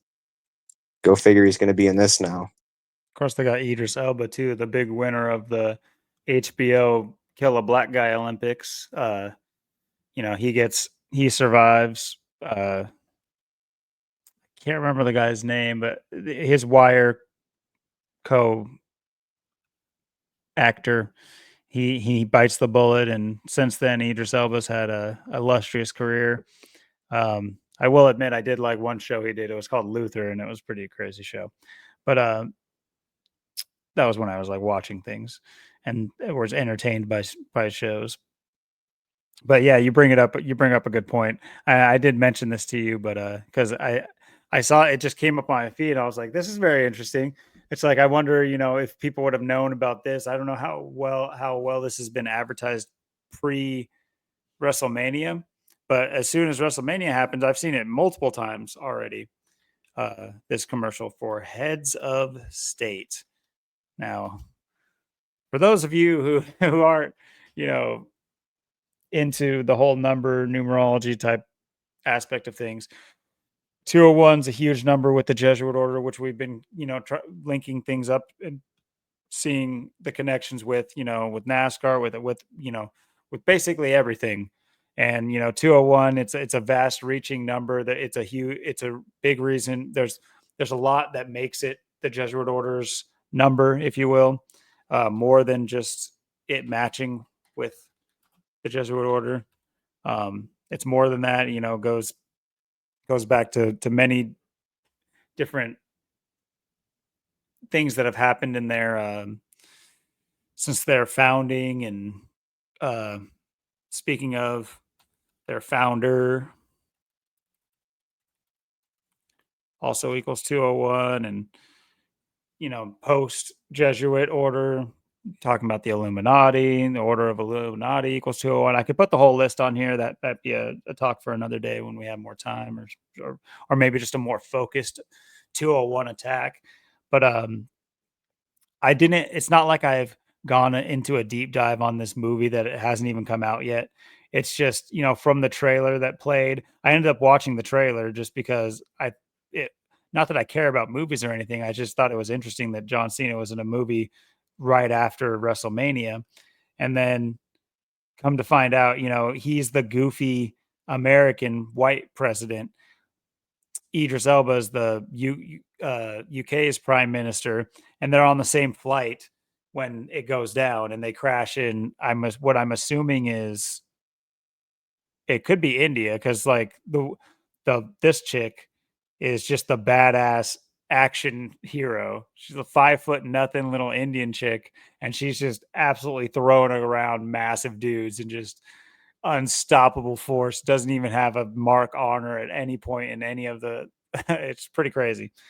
I mean, not really. No, it's not crazy actually, but interestingly enough, too, her name is Chopra, which is a very famous, a lot of famous Chopras from India that hit American airwaves. So one of the more famous ones was an author named Deepak Chopra, but it means like meditation. So it's like you can't get a more like Americanized idea of India as a name. And of course, it's like, does the average Indian look like this? No. No, they do not. They're much darker. And I'm not saying anything bad or wrong about them at all. It's just like I'd go to India. I don't care what if they. I've heard terrible things about India, but it's just like I just I just moved from a place where there was shit all over the street, like literal human shit on the street. And Yeah. that's one of the big deals about India over. And there's the whole like I don't know if it's true or not. It probably is, but who cares? But that they wipe with one hand and shake with another, if that makes sense. Like they don't like toilet paper as much as we do over here. Anyway, never mind all that. I can only imagine she doesn't wipe with toilet paper. But the main point being it's just very Americanized, and it's very like A-teamy. They're really definitely trying to bring out the A-team aspect of this duo. And they even have the whole like he's like running, trying to catch up to a train, and John Cena reaches out his hand, and it's just like, yeah, black and white. We're all together. She's like, well, meanwhile, we're facing civil war from all their propaganda, but they're telling us that we're all happy. And like he calls Idris Elba Eminem, and he calls himself Dr. Dre. It's just like, just a lot of like corny black and white jokes. And so yeah, it looks like a terrible movie is my point. But Yeah, it's like John Cena played in the Marine too. Think about that. The Marine. I mean, big methods to all the madness they do. he's also involved in DC, right? That whole like network of superheroes, anti-heroes that's like associated with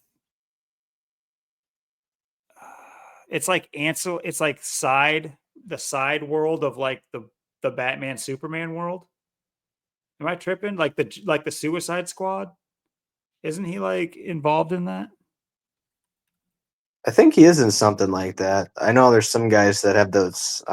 He had like a movie, like a show, wasn't he? Didn't he have an actual like show?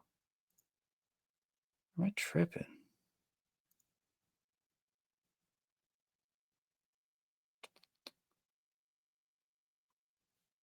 Oh yeah, Peacemaker right here in the Suicide Squad. But he got his own. Yeah, this guy. Yeah, he got his own show.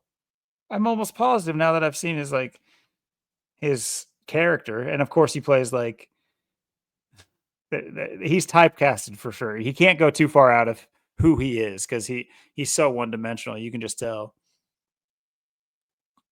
Uh, Peacemaker. Yeah, yeah, yeah. It was a TV show. I remember this crap, this garbage. I never watched it or anything like that. I just remember seeing it. Yeah, so he had his own show where he's like DC tried to like really latch on to his imagery. What's interesting enough is that they didn't go like the kid route with him. You know what I mean? You think the money would have been in like the initially like the kid route, like making kid movies? I think he did maybe one like fake action kid movie type of deal. But since then it's all been like way too adult. Like like it's like strangely adult. Like do adults like him? Like would an adult that likes a serious movie like him? Yeah, I I don't think it know. kind of goes back to his old gimmick, kind of like when he started. That's a good word. Back when he was kind of just like that homie G thug kind of guy. Just back when he started the "You Can't See Me," and like when he kind of first came in there in like 2002, 2003, 2004. It was kind of 2005. Like that's kind of when kids liked him because he was kind of like that upcoming guy with the cool new gimmicks and stuff Mhm. like that, wearing like jerseys and stuff, chains, and I guess he was in Barbie. I don't know. Once again, didn't see that crap.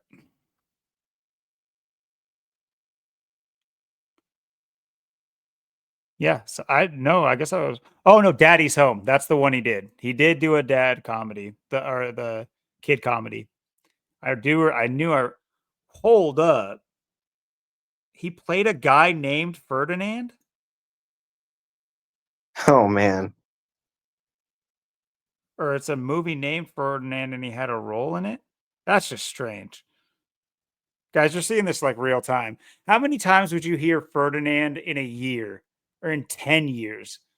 But to just the idea that you have the Philippines president sounding off on that whole Filipino car attack, Yeah, and look when that was 2017. It's when Trump was in there. Now 2025, Ferdinand Trump's in there again too. So which 8 years that's the later. point I wanted to make is keep in mind, guys, the whole Ferdinand being the kickoff to World War One. Now, I'm not saying watch your back, Bong Bong, but maybe watch your back. You are a mark, correct? Would you not say that China would make him a mark? How do you create instability within a region that you want to take over, especially if you're a Jesuit nation like the Sun Tzu writers over in China? You infiltrate, Absolutely. you assassinate the leader, and that creates the instability. Is America just going to be accepted to be in the Philippines if they don't have the backing of their government? No. And so we lose an ally over there, we lose our strategic footing, and more along what I'm trying to say is that would be another assassinated Ferdinand, and the first one that got assassinated kicked off a world war. So look out for Bong Bong. Keep Bong Bong in your prayers. Yeah, Look maybe April 29th, the 119th day of the year. I mean, we have to watch out for my birthday. Maybe it's going to be a bigger day than we think. I've never heard what this Ferdinand is, but it's apparently an animated film. So they did do like some sort of the of kids stuff initially, but seemed to maybe it wasn't paying off and it took a turn because ever since then it's been I guess he did a Teenage Mutant Ninja Turtles in an animated film, but they haven't had like a real animated film for a long time. That was actually like a anything. So he's Cena played a version of Ken. Huh. Yeah, I'm glad I don't know anything about that movie. But anyway, yeah, so this is like a not in theaters, I would assume, movie. So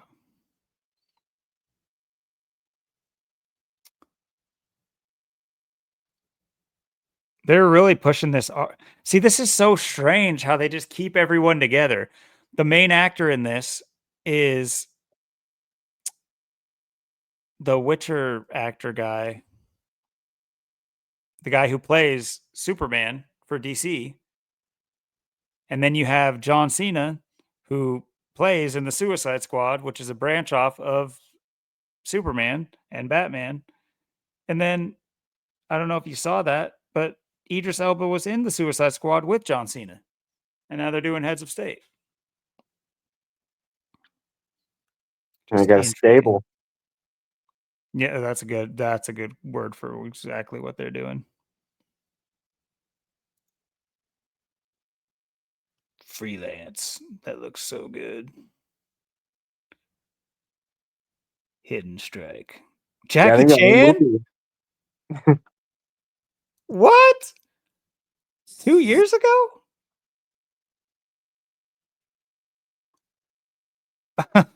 Oh, don't make me watch a John Cena movie. Oh God. Oh no. Jackie Chan. But of course you get two JC names too. Oh yeah. Interesting. I mean, of course it's Hollywood, but Jackie's looking good. He had that whole ritual shaming too. Which by the way, Jackie's He's in the club. I'm not trying to make any case for him. I just historically, back when I used to watch movies, I did like his movies, even for the comedy aspect. I thought he was a good combination of like comedy and action. But anyway, I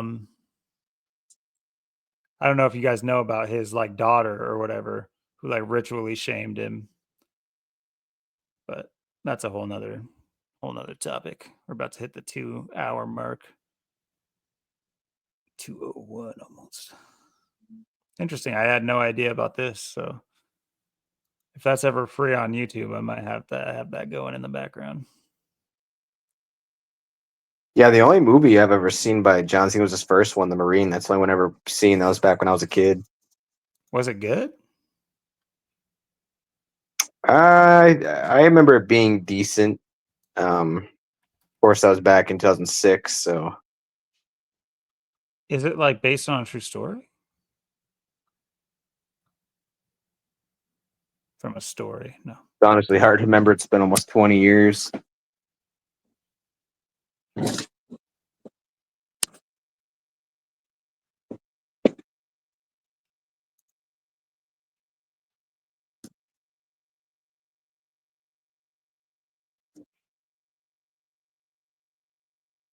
It's almost 2007. It came out, at least October. Did you know it was executively produced by Vince McMahon though? Interesting. Yeah, that's I'm guessing interesting. they did a lot of wrestling stunts in this, like in his fight scenes. Yeah, it was. I remember it being kind of like that. He kidnapped his wife. That's not the setting for any action movies I've ever seen, especially not with an ex-military man. They've never Yeah, done that before. This is an original plot. Oh my gosh.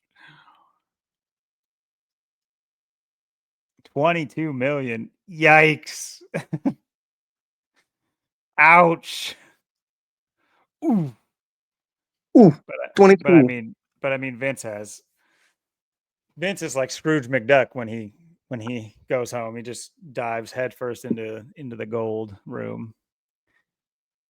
So I don't think that he's worried about Yeah, money. him and his billions. John Triton. What a name. I mean, how does he's married to a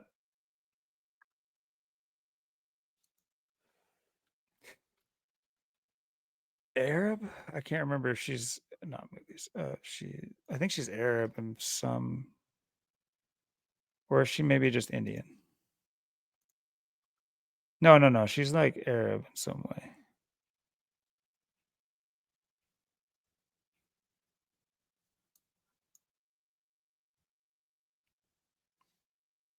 Yeah, it knows what we want to know about her, but oh yeah, she's from Iran. It's like I loved how you came to my country in that movie and just killed all of my all of my types of people. Oh, you're so hot. It's crazy. Crazy how it all works. Uh Now it says she's from Iran, but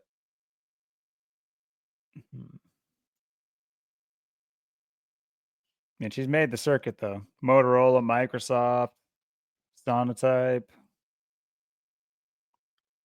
She's the jack of all trades. The Jill of all trades, apparently. She gets, honey, where are you? I'm right here. Where? I can't see you.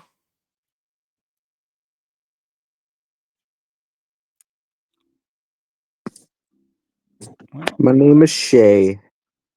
Shay Shariah today.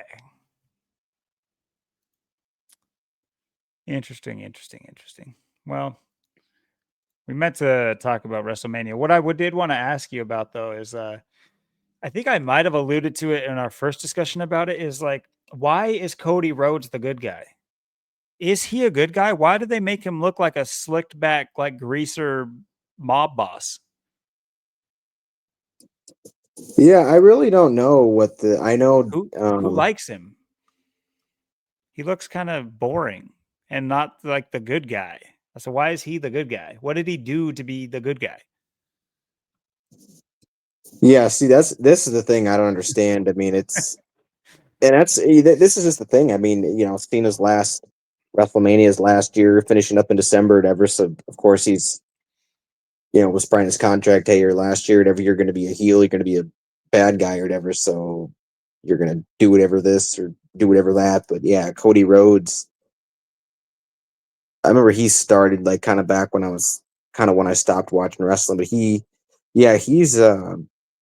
I really don't know. It's kind of a weird match because it's kind of almost like you have almost these two neutral kind of characters because like John Mhm. Cena, it's like people kind of like him, they kind of hate him, whatever. Then you got Cody Rhodes, you just got this kind of nobody. It's just like um, it's kind of a weird match, like I said, and then the fact they played it just the way the match went. I mean, it was just such a awful match. Yeah, the booking I think was just done deliberately. But yeah, it's just I really don't understand why they have to have like a face and a heel. I mean, a lot of times someone's a heel, but people might actually like them and be cheering for them.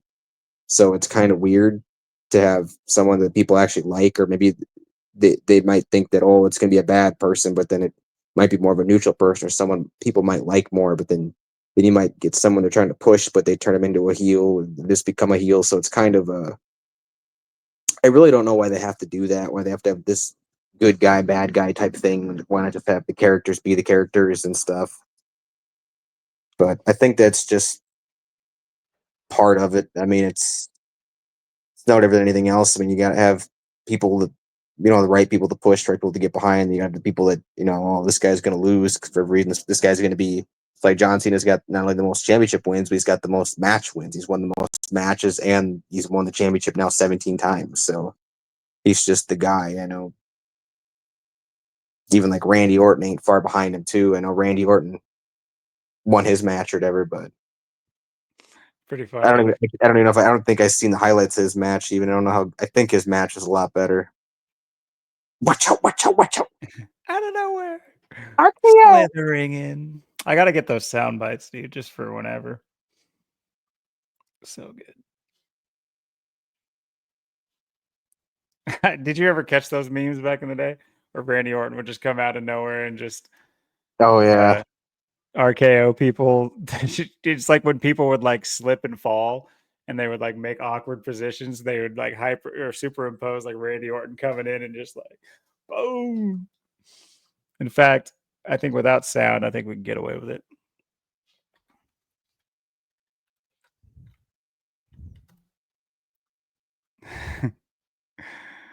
Let's go, dude. Slither again. Watch out, watch out, watch out, watch Watch out, out. watch out, watch out. Slithering in. Oh shit. Oh, I don't know where.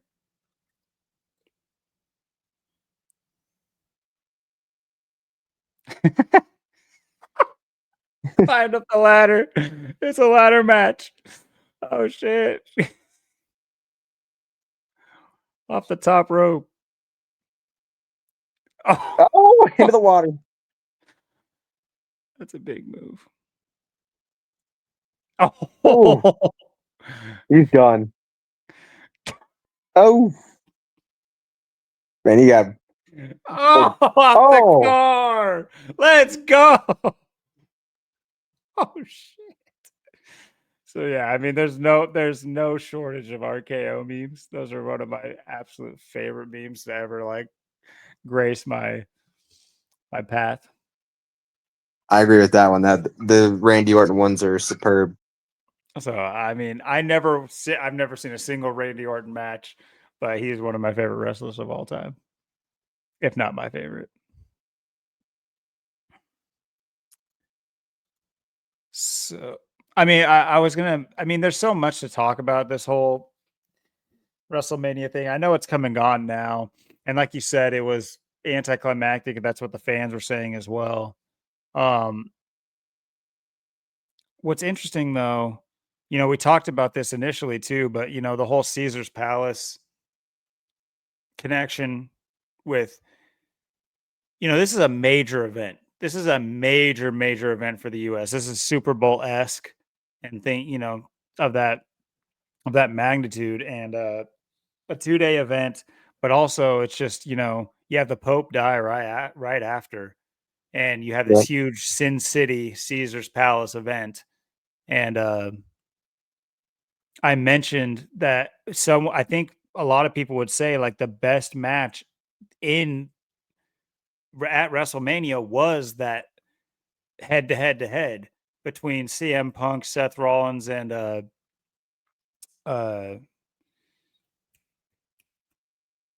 Is it Roman Reigns or Roman Reigns. Yeah. And I didn't pay attention to any other matches, but I zeroed in on that match and pointed out the clear Easter Jesus ritual they did with it. Absolutely clear. There's no denying what they did with that.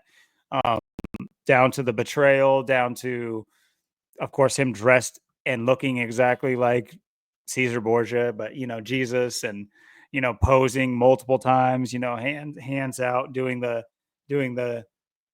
you know the uh, the Gnostic Jesus pose. I guess I say Gnostic, but it's even in like Orthodox Christian like beliefs. He would be, or like images. He'd be doing that. I really should up my game on that, because I know it means the symbol of it means something to do with like wisdom. Jesus hand pose. He's throwing up gang signs. It's like knowledge or wisdom. Yeah, he's throwing. Yeah, that's Jesus. Okay, so that they're saying it. Oh, sure. Mm, I have heard it means. Okay, no, they mean that one. No, no, no. I don't mean that one. I mean the two one.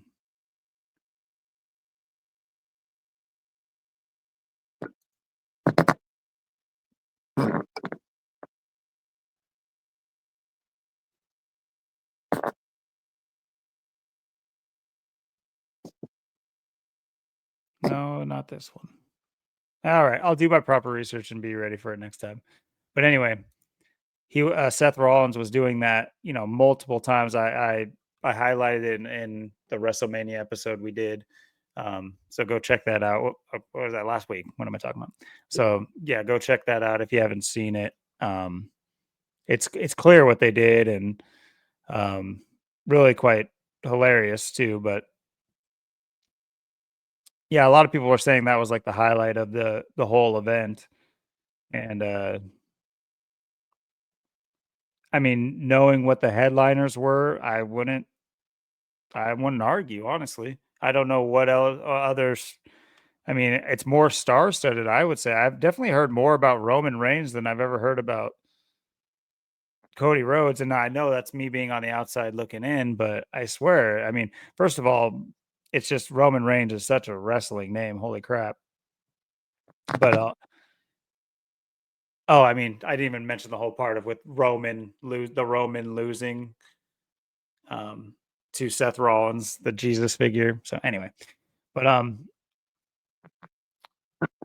yeah, so I could see why, that was like the day one was the bigger draw, if you will.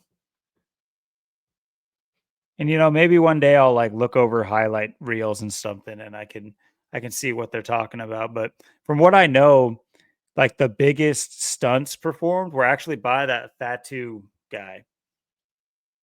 Um Apparently he was the only one doing like high flying type of stunts, and everything else was kind of more clear cut, or had to do with like hidden chairs and like drama. You know what I mean? Like, where, as far as I know too, like no one came out of the woodworks to like help anybody else, like happens in a random episode each week. You know what I'm talking about? yeah. As far as I know, I was reading the highlights, that didn't happen, so it's not like some like associated character came out of the woodworks and threw a chair in the ring or anything like that. So they kind of avoided using like that, the callbacks to that kind of those antics, if you will, too. So I don't know if they're maybe going towards a more this is what I talk too much. Sorry, but my main point about this was trying to pick your brain about, is it a case why it was so bad? Is it a case of them trying to be good actors? Does that make sense? Or are they trying too much to be actual legitimate and they can't because they're not dynamic enough or they're not ever going to be able to? Or or is it them purposefully stunting the acting level of things so that they can always call wrestling the fake sport? So people will never question the other sports that have honestly, much better actors, even though their acting isn't supposed to be in their title. Whereas, like, a wrestler actor is the other half of what you do, but they're bad at it. Meanwhile, you have much better actors in basketball. They can actually act like what they're doing is real. Yeah, I mean, it's weird, and it's like I said, now it's to the point where like the women's matches are where it's at. Like the women's are like highlighting WrestleMania and stuff, and that's Yeah, that's what they more were of the saying. direction it is now. And what I really see here, though, too, is this being the 2 day thing, like we said, the 19th, the 20th, and of course, on the next day, the Pope died on the 21st. Hmm. Of course, it was John Cena's birthday on the 23rd, turning 48, so they had to get um, WrestleMania and had to give him his win, and you had to get the Pope die right before John Cena turns 48. So I think there was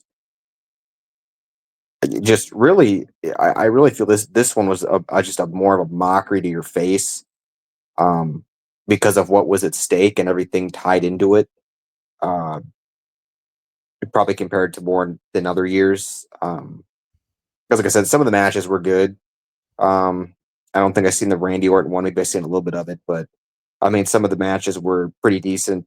The women's were pretty good, but um, a lot of the big stuff like Cena's and other ones and other things just were pretty bad. So it's kind of like the way like football is now. The NFL, you might get an all right week or an all right game, and you just get the other ones that are just complete garbage. Like the Super Bowl, just Mahomes, just like, huh, what's going on, man?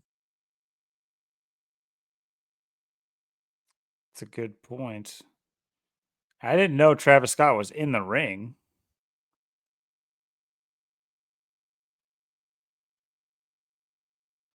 I mean, we all know Travis Scott is a definite villain, but I don't think he's the bigger villain than the family he's associated with, the Jenners. So interesting.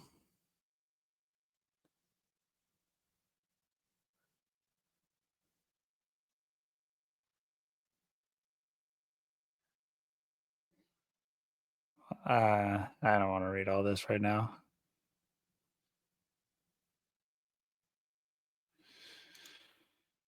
But yeah, just bad characters all around. Of course, you had the Weekend involved as well, and Playboy Cardi. Those were the headline music people. Um, Travis Scott involved. Yikes! But on top of that, yeah, it's just a very weird one. Like I was mentioning, it was very like, I mean, Samoans kicked ass. They won all their matches. All the Yeah. Samoans won their matches. I mean, if you could have had some kind of foreknowledge about that, just maybe even with The Rock being, so heavily, also to not use The Rock, you know what I mean? They didn't even like use him in some like plot or drama. He just kind of like went out there and with John. I don't even know exactly what happened. I was just reading highlights. I never actually watched them, but very strange how that's just like they keep these characters around, um, yet they don't really utilize them in the way that if these things were pure entertainment, which entertainment is what comes along with them performing rituals in front of your face, in my opinion. Um, that they're able to do anything they want out there, mask masquerading as, entertainment for you. And in a way it is, especially with this, wrestling is maybe one of the purest forms of Coliseum, action. Of course, we have the UFC now. So, but the UFC wasn't always around. I'm still, I 100% remember before there was ever any kind of sanctioned UFC type fighting. That wasn't that long ago in my head. Yeah, it's been a while now, and people would, there's some people that would can't remember that it wasn't ever there, but it wasn't always there. There was a time when the octagon did not exist, and Yeah. so it was even frowned upon when it first came into existence. But you had to watch bum fights back before that. Anyway, um, so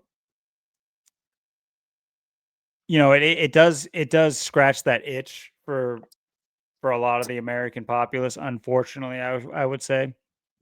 I think it'd be fun maybe to watch this as like a exposure, look at, what they're doing and how they're doing it. And I bet it's like on average, it can be funny, even if they're not trying to be funny. It would be funny from the outside looking in and not being involved with all the characters and really thinking that John Cena is the greatest in these types of things.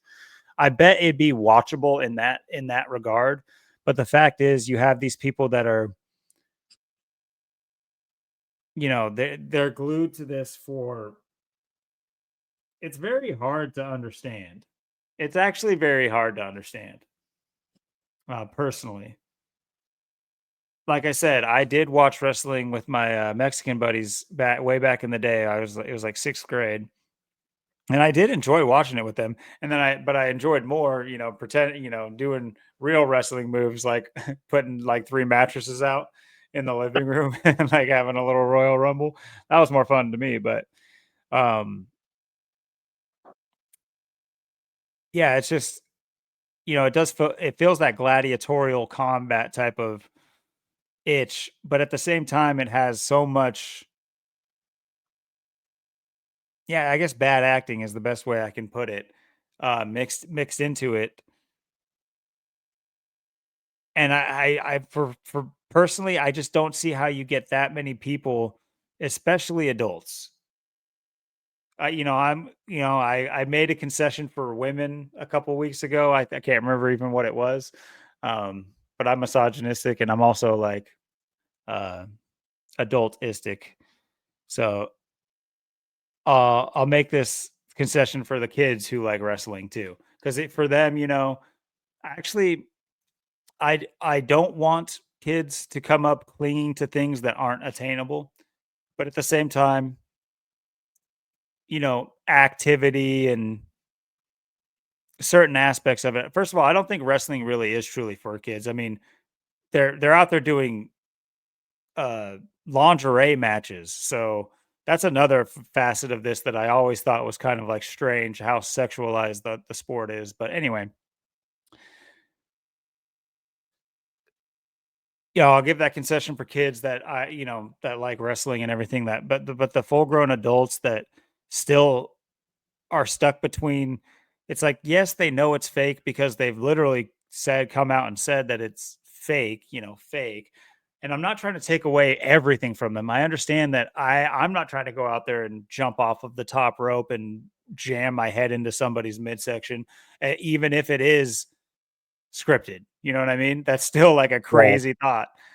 But so I'm not trying to take everything away from it. It's just like the people that stand for wrestling so hard. It's just one of those things that just irks me. It's just there's so many. It's just such low hanging fruit to really care about it as much as people care about it. Even to be as excited as they are for it, and to be as let down as they are for it when you get a WrestleMania like this. Yeah, I mean, and even Jeff Gordon admitted too back in like 2017 or before that that like NASCAR was uh fake and staged, and that he was um they control the lead. Like if he had like a big lead, like he couldn't go like more than like a few seconds ahead, and he had to like back it down, and he had to go slower and let people pass him and stuff. I mean the NFL, the National Fix League. I mean they're just rubbing it in your face. how they just don't even care, and how much this is all manipulated. And it's kind of like what Jeff Gordon was saying back in this interview, is like I said, back in like 2017 or before then, but uh, saying how rigged it was, NASCAR, how fake it was, and how he had a scripted career, and he was just doing what he was told. I mean, we've been, this has been so long in the making. I mean, it's just they're making everything just so bad, but yet people still keep watching. I mean, that's the thing. I mean, they're making it worse and worse, but yet people, and that's the thing. I mean, it's not only are they making it bad, but they're tying in all these other things. I mean, obviously the match looked like a joke because they knew it was going to be a joke because they know the Pope was dying on the 21st. They know he was out of here, so they're like, oh, we got to get this massive ritual going here and scam these people for all they're worth, and people just keep falling for it. Wow.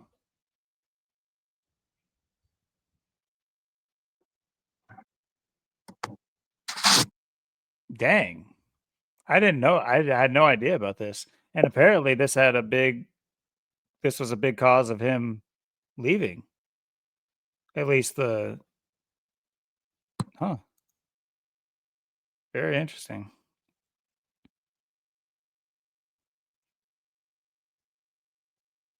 And see, this is stuff that you've mentioned multiple times, is all these crazy cautions that come out of nowhere. And this is very similar to like a technical foul in the fourth quarter when it's a 2-point game. This is a holding call when it's, 3rd and 2, when you're in field goal range. Think about that, and you get the holding call, you're 10 yards back, and now you're at a field goal range, and now you got to go for a passing play, and now the pass is deflected, and now it's 4th and 12, and the game is all of a sudden like in an insane spot for you. And this is me playing devil's advocate. This is me saying that that's not rigged. What I do disagree with this Reddit post is their assertion that events can never be rigged. You can't rig the outcome. Yeah. And that's coming, I think, from a place of you can't get 40 dudes to all be on the same page with these certain things. You can't get a whole league. You can't get a whole team. You can't get these and these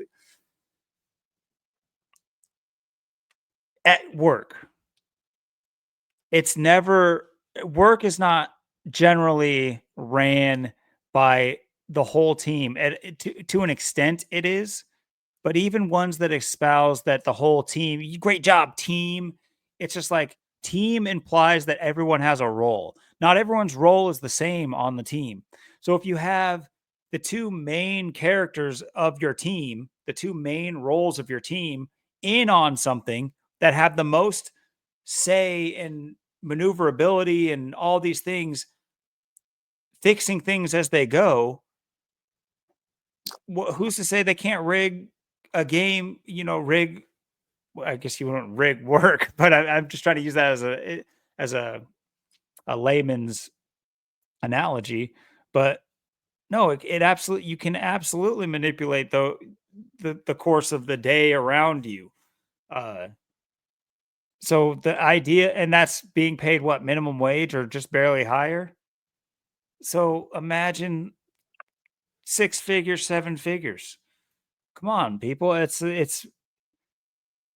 And then, do I think Jeff Gordon coming out and saying this, was he JFK? Was he really the voice of true reason, or was he told to do this as well? Yeah, the timing, like I said, it was the video used to be. I don't think it's up anymore. This, like I said, it was like 8 years ago now, or over 8 years ago. But yeah, he came out and was saying all this stuff in this interview. I think it was he was interviewed by one of the NFL uh like announcers. I think it was like Joe Buck or something. Someone was talking to him, interviewing him, and that's what he was saying, talking all this. But yeah, it was a long time ago now. But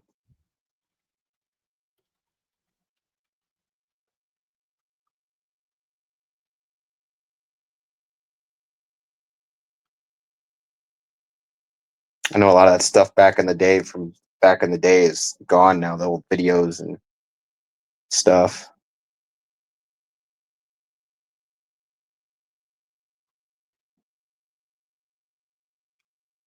Hmm.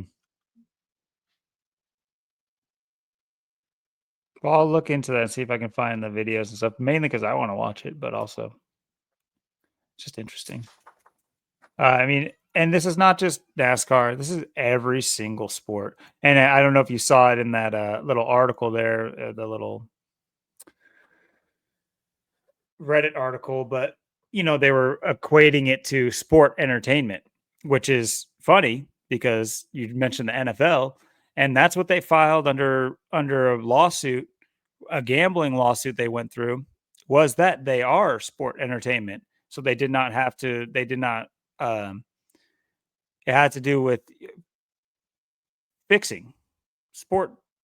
Fixing, manipulating the outcomes of games, and they filed similar to what the WWE files, the wrestling files as sport entertainment, and they can't be, liable for gambling losses or whatever, like that type of thing. Anyway, really, every league should, and it. I don't know. I think it would lose its luster if enough people would realize that the wrestling is every sport is wrestling at its core. I think it would lose its luster enough to maybe. I'm not saying that we should never have any leagues anywhere. I just think that they should be different, and it could be different, and it could be better, and it could be more local, and we could run it, and towns could run it, and it's not to make celebrities either. It's just like I don't know, maybe make celebrities, but not world, not like, global celebrities or like national celebrities, but hometown celebrities, sure. Once again, I still think about basketball, that Trey Parker, Matt Stone, South Park creators movie.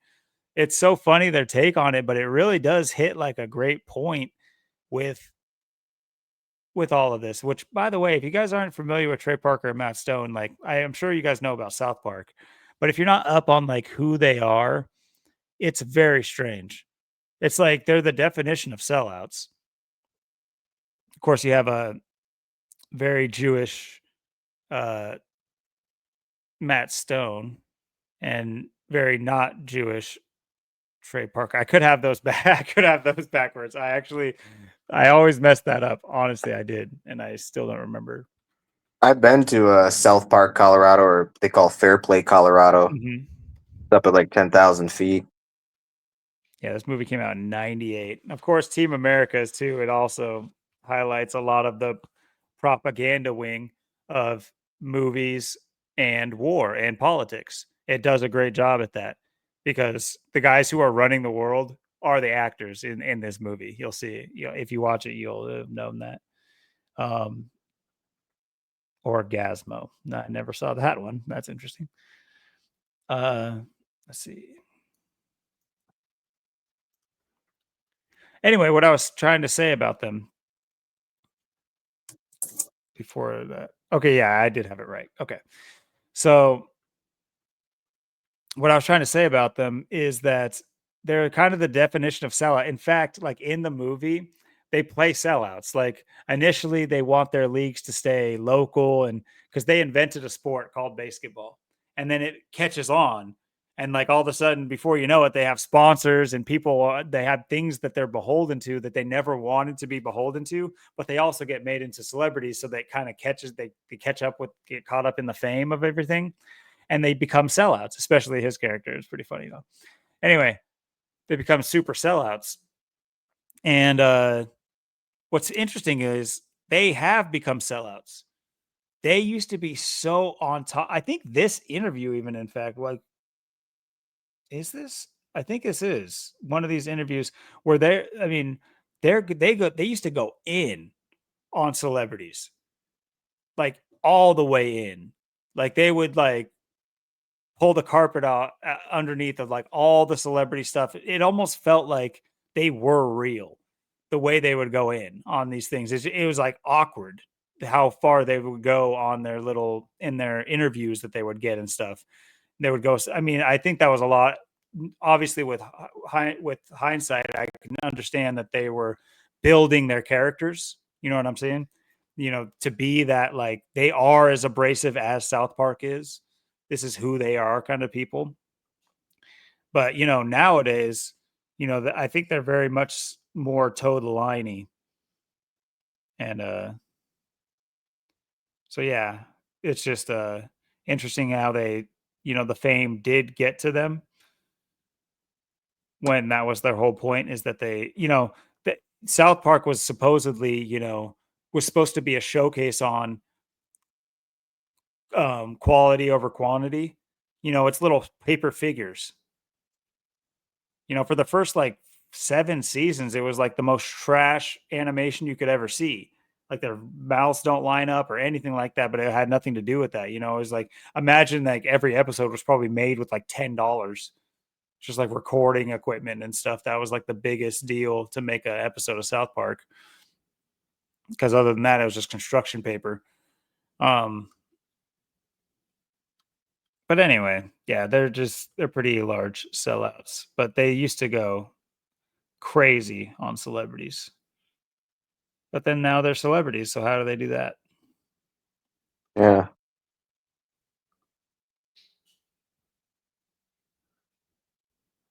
But yeah, I think that basketball does kind of highlight a possibility. I think it does highlight a possibility that, like, locally we could kind of take control of basketball and make it more of a league. These leagues not be tied to millions and hundreds of thousands of dollars, and then make it about the sport, make it about competition, not who's the coolest one, but not even who's the best one. Just make it about community and, dare I say, fun. Dare I say fun. Yeah.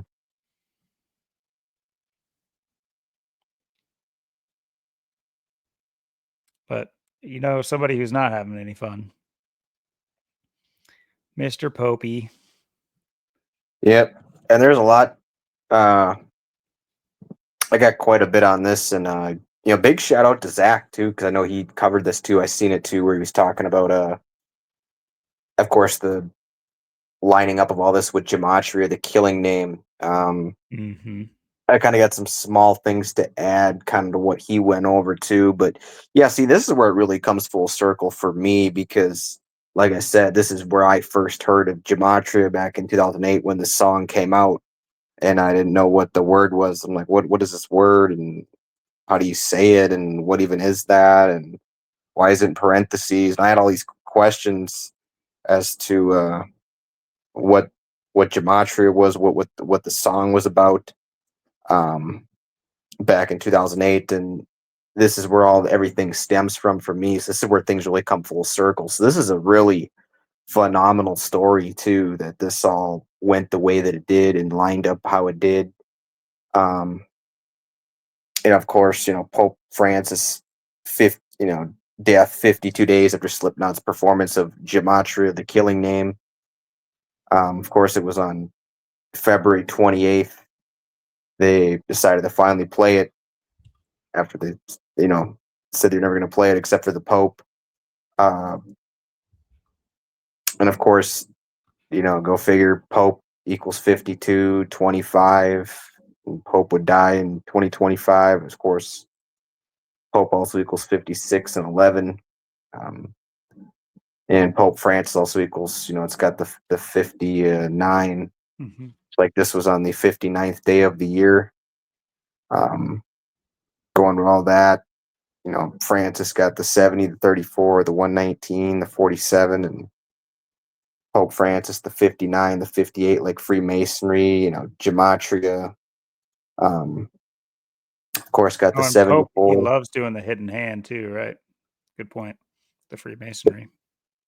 Yeah, gematria 74, 38, 142, 52, of course. Yeah, and they perform the gematria, the killing name, 74 days after the Pope's birthday.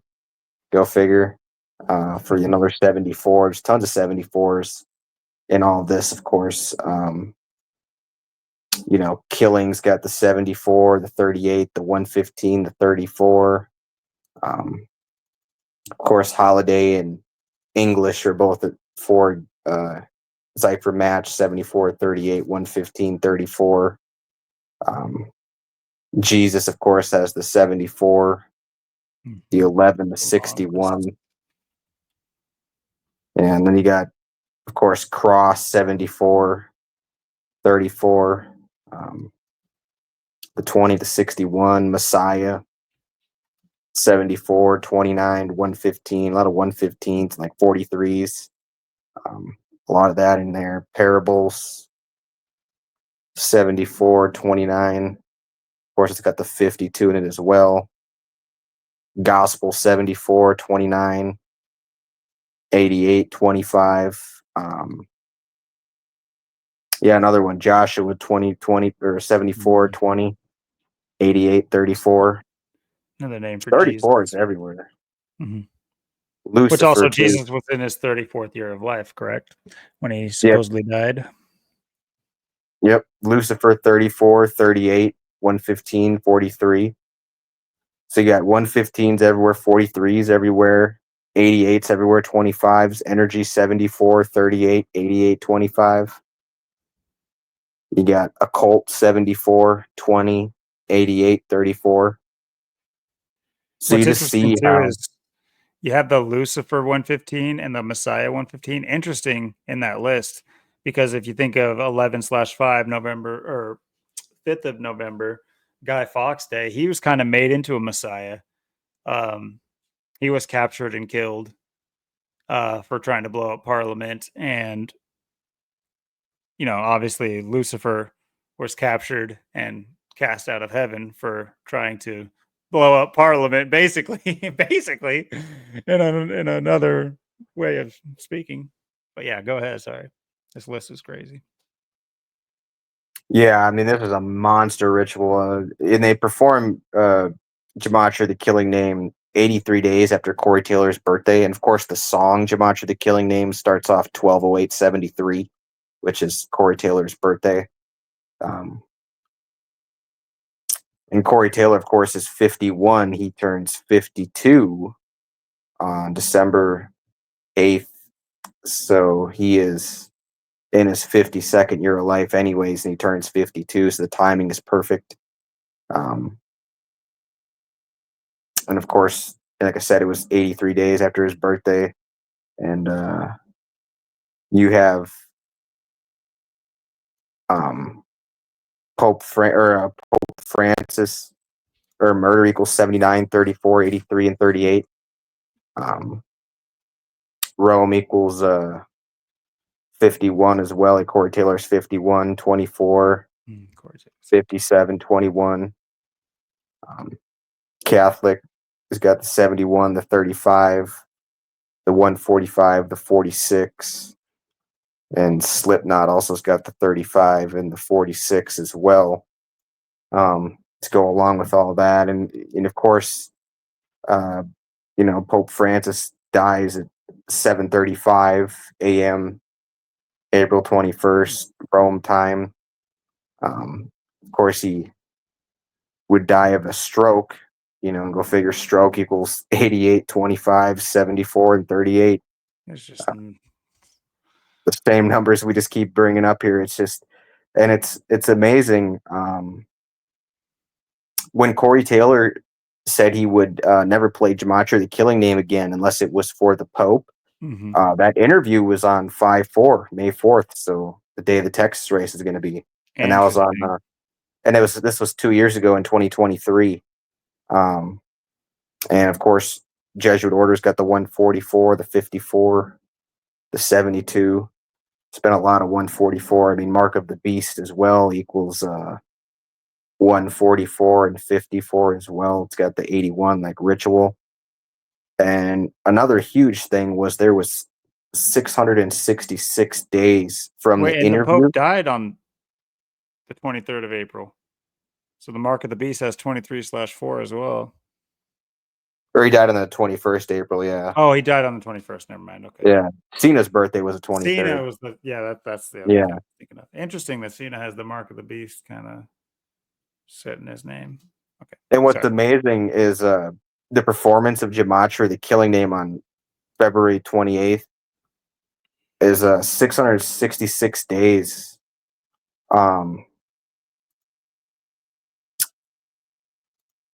It's 666 days from the interview, May 4th, 2023, to them performing the song on the 28th as well. So that's perfectly lined up and timed as well to get the 666 in there. Of course, like I said, February 20th is the 59th day of the year. Wow. And February 28th also leaves 306 days left in the year. It's 307 days in leap year. And what's, Oh yeah. looking into it even more, if you really look at It's the also bigger picture, and I think the I've told you, I 59th showed day you, of I the have year. the, Another 59. Pope Francis. yeah, I think I've told you and showed you, I have this wallet, the All Hope Is Gone wallet. I got back in, like, it was like June 12th or 14th of like 2012. So I've had it for almost 13 years now. But yeah, another huge part of this too, um, kind of looking into it more, Slipknot's, of course, Joey Jordison died at 46. And of course, drummers got the 92, the 38, the 97, the 43. Killing as well has the 38 and the 43 as well. Of course, 74, the 115. And Gematria, of course, has 74, the 38, the 52. English, 74, 38, 115, 34. Of course, the first member to die was Paul Gray. Of course, that was back in 2010. That was, of course, when my cousin Brandon died. I've gone over this many times, but yeah, Paul Gray died at 38. And it's so interesting that Joey Jordison died. He was born April 26, 1975, Des Moines, Iowa. And he died July 26, exactly 3 months after the his birthday. And that's also interesting too, because you think April 26th, like the thing that's happened in Vancouver. And of course, Austin Cindric just won the race and he's 26. So I kind of saw some correlations there at the 26. Of course, Cobain, God, yeah. All those things, 26 letters in the alphabet. So there's a lot to that. And then you have Paul Gray as well, died. George Sorensen died July 26, 2021, a date with 38 numerology. Paul Gray died 46 days, just like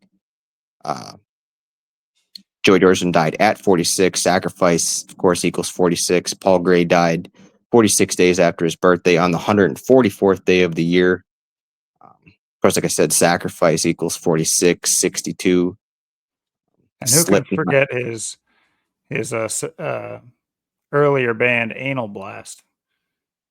So I think we all kind of, Slipknot was a cool thing, I guess, but really, I preferred Anal Blast. And don't clip that. Don't you dare clip that. So yeah. Yeah, Slipknot's got the 46. Yeah, Joey Jordison died. It was 144 days, like another 144 in this as well. There's 144 all over the story. Jordison died 144 days before Pope Francis' birthday. Joey Jordison died on a day with 54 and 74 date numerology. And Joey Jordison also died before Super Bowl 56. And that's interesting because, Slipknot's an Iowa band. Joe Burrow played in Super Bowl 56. Also, Joe Burrow's an Iowa guy, and that was the year of the Tiger, 2022. Yeah, he played for the LSU Tigers. Yep. Joe Burrow, also won the LSU championship on 54 date numerology in New Orleans. And New Orleans has the 45, 54, and 144. So there's quite a bit tied in with that. Yeah, what's going on with Des Moines? It is the capital. That's something I've retained from school. Yeah, I've been there quite a few times, Des Moines. Oh, cool. Des Moines. Been to Iowa quite a few times. Yeah, and it's so when the Louder published the Corey Taylor article, it was at Des Moines, Iowa, 5:09. 74. And go figure at 151. Yeah, and when when Louder published the Corey Taylor article, it was at 5:09 p.m. Pope Francis, of course, 59, all these 59s. And of course, like I said, they finally ended up playing Gematria, the Killing Name, on the 59th day of the year. And Pope Francis died 201 days after the solar eclipse in the native country. That was in native country, Argentina, where he's from. Of course, they're in South America, yeah. And Pope Francis died 201 days from St. Francis of Assisi's anniversary, when Pope Francis is named after St. Francis of Assisi. And like I said, he died of a stroke, stroke 88, 25, 74, 38. So you just see how deep this ritual goes. I mean, they had everything ready for this one. Yeah, and if you just look at, like I said, Paul Gray, born April 8th, 1972 in LA, and he died, of course, May 24th, 2010 in Urbandale, Iowa, just right outside Des Moines there, in the area where Des Moines is, just outside there a little bit.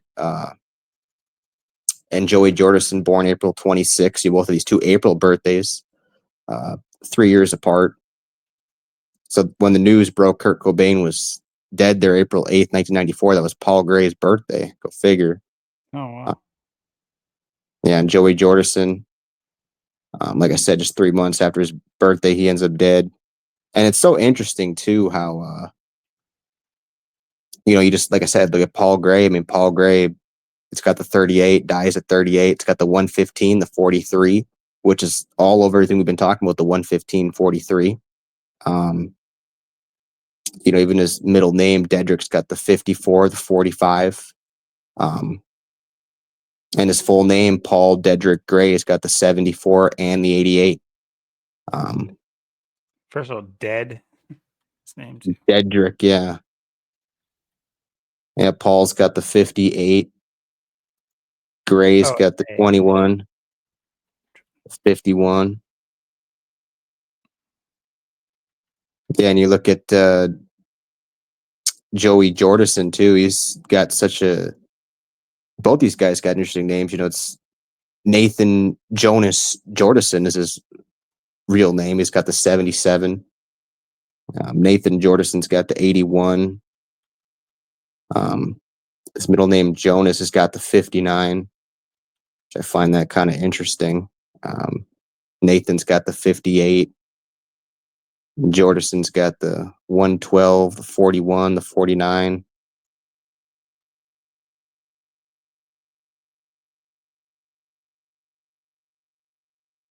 Forget what Joey Jordison equals, but yeah, he's got a lot to do with all this. Him and Paul Gray, and of course, those are the two members dead. And then you got the clown's daughter, also, who died too in a ritual as well. So yeah, a lot of deaths with Slipknot. Absolutely. I mean, Joey Jordison, JJ. wonder what the significance of Slipknot is.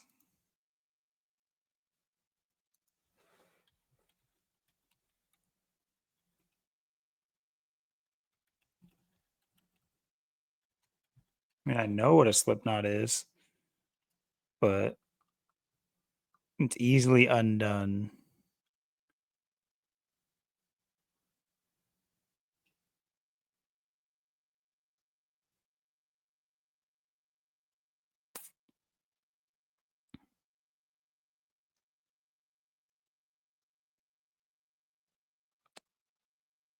Why did they choose Slipknot? Or how did they choose their name?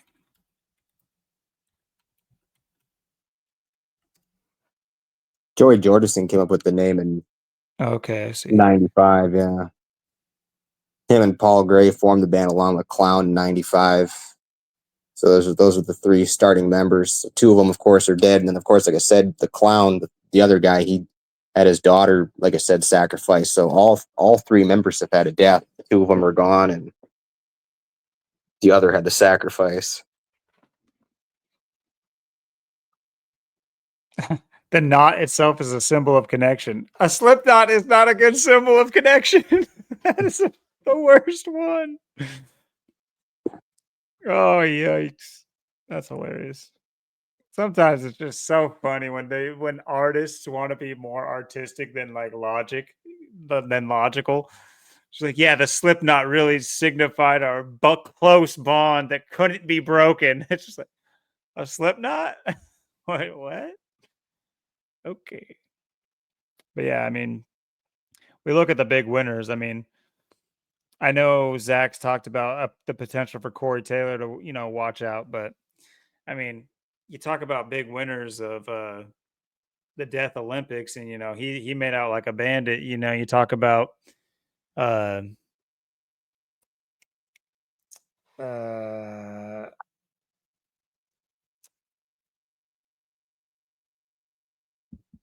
who? Yeah, fuck. Who? What's the band that came after Nirvana with bro?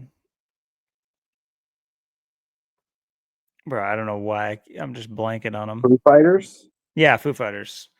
But yeah, you see that, predecessors come out and make out like bandits on the backs of the deaths of these other artists, and Corey Taylor's definitely up there with one of them.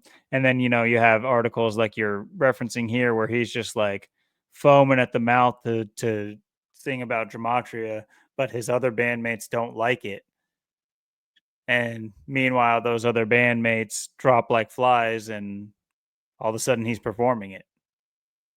You know what I mean? It's just that the narrative is interesting. Yeah, I mean, that's the thing too, because um, and I forget what Joey Jordison equals, but Joey Jordison was when he died kind of by he got fired or never, but he had like some illness or some issue, like his like legs weren't working. I don't know. He had like a weird death, and like found him. He was just like died alone by himself. But then what's his name? Paul Gray, it was kind of the same thing. Morphine overdose in the motel there in Iowa. So it's you have these kind of weird deaths where you wonder what's going on. I know there's a couple other members of the band that also uh, quit. They're not even part of the band no more. So you have like half of the band um, isn't even around anymore. Two of the members are dead, and some of the others quit and stuff. So you do have a different lineup than what you used to have. So you have these 9 members, but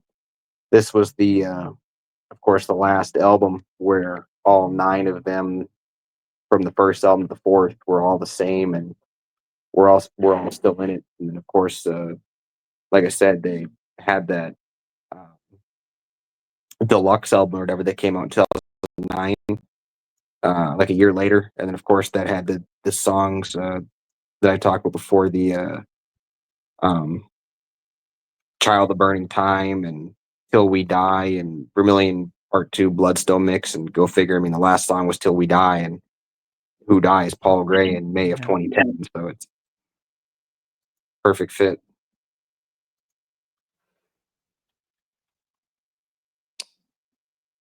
So there's a mixed bag on like how he died, and they're saying potentially alcohol poisoning, but also he did have that interesting disease. Let's see, transverse.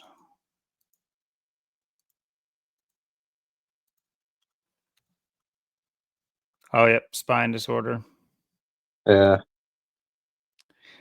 Yeah, it's not what you want as a drummer. Can't imagine that bodes well.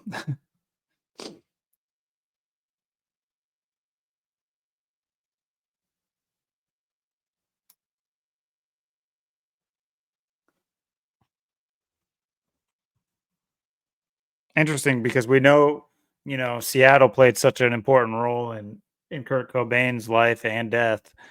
So I really wonder what's going on, and because who the hell knows what the hell's going on in Iowa?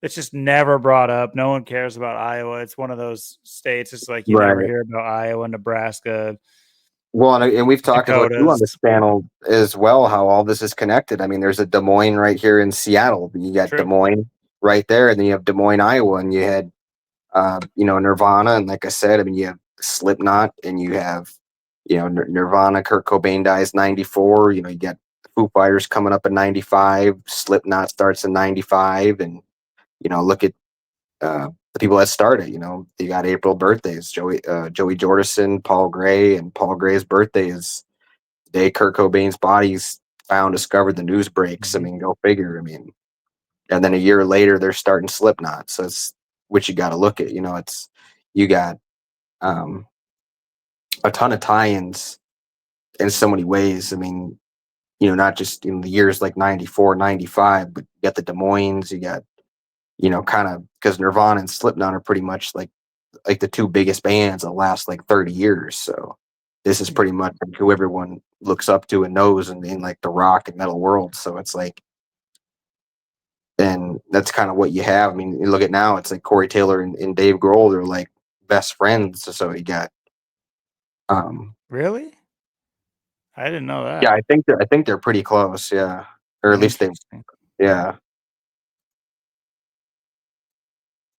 So they probably got more connections than we can dream about.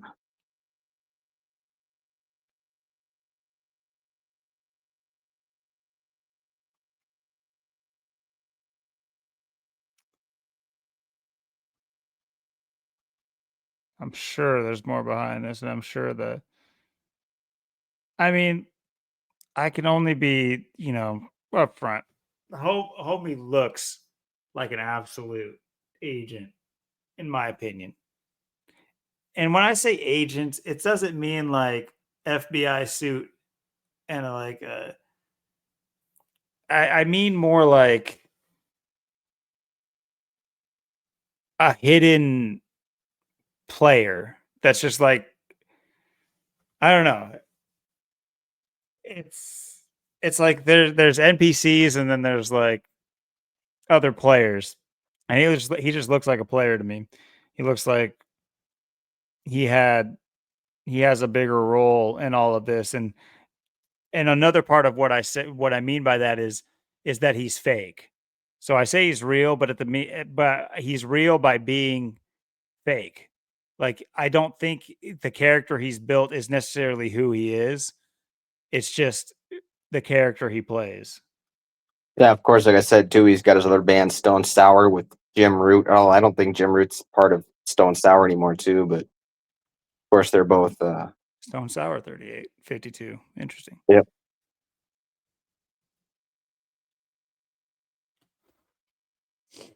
And he's got that song with Apocalyptica too, I'm Not Jesus.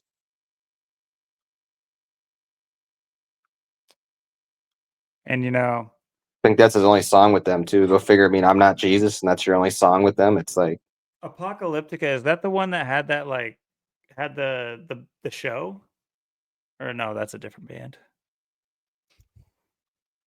Let me familiarize myself.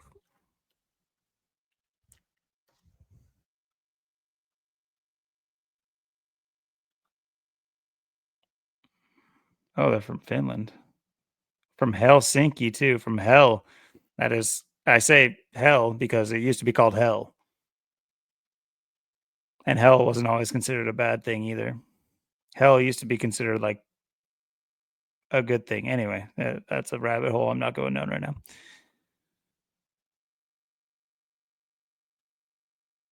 Okay, so they're okay, there's several bands I know that not I know, but like I remember that did this motif, the like hard symphonic, like metal symphony. That's what they do, correct? Yeah, I think Corey Taylor did this song with them. I'm Not Jesus back in 2007, I believe that came out. Yep. Yep.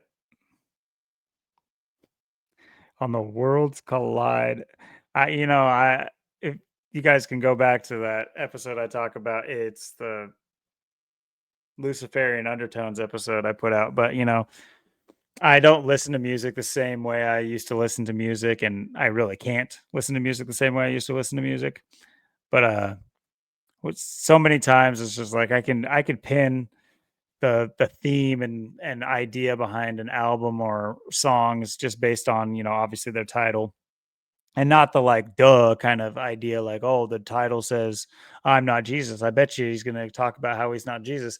Well, I think it's more important than that. I think the idea of saying that he's not Jesus is Luciferian. It's Lucifer speaking through him, or he's taking up the mantle of Satan, Lucifer, or whatever. Whether or not you conflate those two characters or if they're different, it's not the point.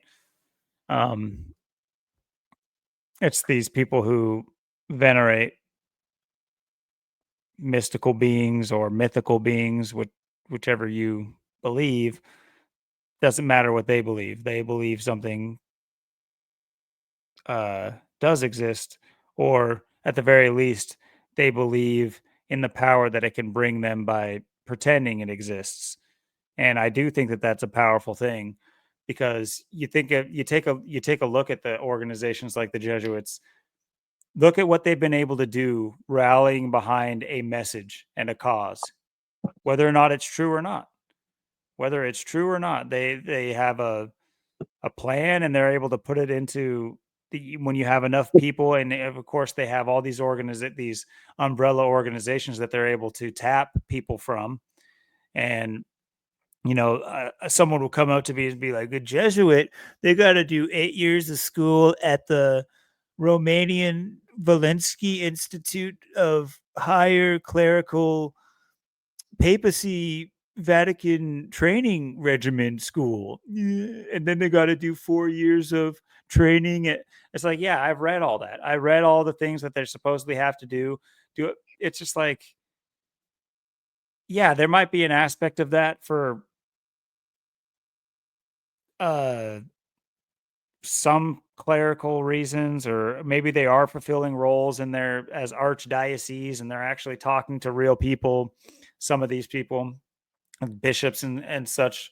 But I mean, the pope, the popes, these heads of state, if you will, um the pope is the head of state. The state is the world, he is the head of state. He is venerated as such. He's obviously not really, but think of King Charles. He's basically the head of what, half of the modern world. It's like UK, Canada, countless other provinces dotted here and there. Of course, then you could say that the president of at any given time fills that role, but we all know that a clandestine organization wouldn't put the power into different people's hands every 4 to 8 years. Guys, use your brain. Use your brain. If you owned one of the most powerful organizations in the world, which America is an organization, it's not a country. It's a it's a business, it's an organization. Would you just change the hands and just say, "Oh, let's just see where they take it. Let's just see what they take all my money and all my resources and all my wealth and all my slaves. Let's see what they do with it." No, that's never going to happen. It never has happened. It's always been controlled. Anyway, rant done. Sorry. Had to get that off my chest. It was too Yep, clean of an episode. we don't live in a country, we live in a business, live in a corporation, and yeah, that's what all this is about. I mean, just going back, like I said, when All Hope Is Gone came out and stuff, and to where I am now and where we are now. And that's just the big thing with this story and how this all played out. And what I think is really interesting, how all of this kind of came to be. I mean, it's, perfectly scripted. And like I said, I mean, there's reasons why all these people, have these roles, these positions, and these bands, and um, these songs, and and like I always looked at lyrics, 1208 73, and I'm just like, I knew that was his birthday back then too. I'm just like, so what's this? Something with dates or numbers or something like that, and yeah, and now it's like you look at that album and it's like, yeah, how much the band and how much life and things have changed since that album and that song came out. Um, Especially just a year or two after that, and yeah, and it's led to this moment here. It's led to this moment now, and it all makes sense. I mean, that's the amazing thing. I mean, how this came full circle. I mean, I never would have guessed or knew any of this back in 2008 or 2009 or 2010. I know that, but to see where it is now and what I've learned and how far I've come, it's amazing to have been right there. And now you watch this actually play out and you see what it really is. And it's amazing. And yeah, it's a, it's just a monster ritual. I mean, it's huge, and it's amazing how well they had this all ready to go. I mean, it's to have the people in the band, the names, the numbers. Of course, like I said, the numbers. Everyone's got 0 through 8. The numbers. Core Taylor's number 8. You got 0. You got 0 through 8. That's 9 numbers. Um, the 9. So you got all this coming out of Des Moines, and that was another thing too. I was always, since I was from Wisconsin, I'm like, yeah, these people are right here. They're right next to me. They're right there in Iowa. Well, little did I know. I mean, all the times I've been to Des Moines and Iowa and stuff, and to see, just to learn all this and see all this and watch it all play out perfectly, it's amazing. And then you have, um, well, what you called in the last episode, the JD Vance, um, and the Pope, Yeah, I made that and joke about him yeah, becoming similar to the 30-day Pope if he doesn't follow suit with what with what he tells him to do, and then a day later he's dead and JD Vance is out of there. He's like, "Deuces, back to America." It's hilarious. yeah, because I didn't even know Slipknot played this 2 months ago. I didn't even know they played the song 2 months ago. They finally played it. Incredible. So it's amazing. It's absolutely amazing.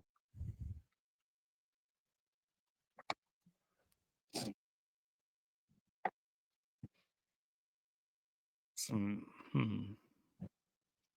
Iowa was made the 29th state on December 28th in 1846.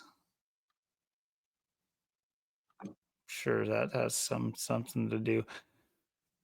It also all these things intrigue me too. It's just because it's like these are stories that are like there's an overarching theme behind all of these major stories that it might not be obvious. I do think a lot of these things go back to, especially in the music industry, especially in the entertainment slash music industry, they tend to tie back into Lucifer, Satan, the devil. And look at the imagery that Slipknot does. And I'm not some like, "You don't play that devil music." I'm not coming at it from that angle. I'm coming at it from it's the obvious mixed in with the obscure and things people don't know about it, because people would read that article and they would just be like either hyped that they're going to play the song. They just like the song. They don't even know what gematria is. They just, in fact, if you were to probably ask them, they probably tell you that it has to do with something like they came up with. It's like Yeah, it's a Slipknot song. Slipknot they talk about it being like this code that it's a killing name. It's just like, yeah, but you think they do that for a reason. And I would love to hear the dissenter's opinion. I would love to. Right now is the best time for them to come out and prove how gematria is fake. Right now, do it right now. Don't do it when the media slows down and we don't have dead popes. Do it right now. Do it right now when we have all this clear cut evidence that not only do the people at the forefront of entertainment and media, but also the person at the forefront of religion are synced up. Do it now when they're absolutely synced up and they've said it with their own words right now. Yeah, for real. I mean, and that's the thing. I mean, like I said, I when I first seen the song, I'm like, I knew there was something to this. And like I said, the 120873 starting the song off. I'm like, why is he talking about his birthday? And it's like I seen that's his birthday. I'm like, why is he starting the song off with that? And what's this gematria? And why is this in parentheses? And what is this? You know, what am I? What's the deal here with this? I just knew there was something to it, and it's amazing how something you find out almost 17 years later, like I said, finally comes full circle. It all makes sense. I mean, you got the Slipknot All Hope Is Gone wallet for almost 13 years now, and got it 4 years after that album was released, and 2 years after Paul Gray died. And yeah, and it's amazing. And yeah, like I said, shout out to Zach too for doing that video and bringing this up. And yeah, I took a look at a lot of the stuff and kind of added some stuff and just some things there with of course Paul Gray and Joey Jordison, like I said too, that fit in perfectly because they're such huge parts of it. Numbers, well, Joey was number one in the band, and Paul Gray was number two, and of course, like I said, they're both gone. But yeah, those April birthdays, and of course it's April, and just everything going on, and yeah, a little bit of mockery there with the Joey Jordison there too. The April 26th, like I said, the um, 30-year-old that kills 11 people on April 26th, Vancouver. So I wouldn't be surprised if that had something to do with that, or that was also involved in some way. It's like that they always do it. It's like how Paul Gray and I mean Dedrick Gray. I mean Dedrick. I mean what a name. And yeah, Paul Gray, 38. Like I said, and it's got all the numbers and death dates and just everything. I mean, all this is just it's a massive ritual, and just it's amazing you could watch something play out. Like I said, over uh, this amount of time. I mean, 17-year ritual in the making, and um, now you finally know and finally understand what it's all about, and what it really meant, and that's how you know that's how you know you're on it. That's how you know we're on them, and that's how we know that what we're doing and what we're talking about is on point, when you can just look at all these things and just combine all the things together and just see you're all pointing to the same exact thing. I mean, that's like you said. I mean, people that know Gematria, the Killing Name, yeah, a lot of people know that song, but how many of them know Gematria, or have looked into Gematria, or um, have any idea about any of this? I mean, pretty much none of those people do. And yeah, for me, it was something I'm just like, what is this word gematria? What is that? How do you say that? What is the point of this? It was something there was no way I wasn't going to figure out what this was, and how, I was born to find Zach and find this work and figure this out and put all this together. It was just, that was the first piece of food on the plate, if you will, just to bow down. It's like, wow. And then one little thing, and now like where we are all these years, all this time later, just it's amazing.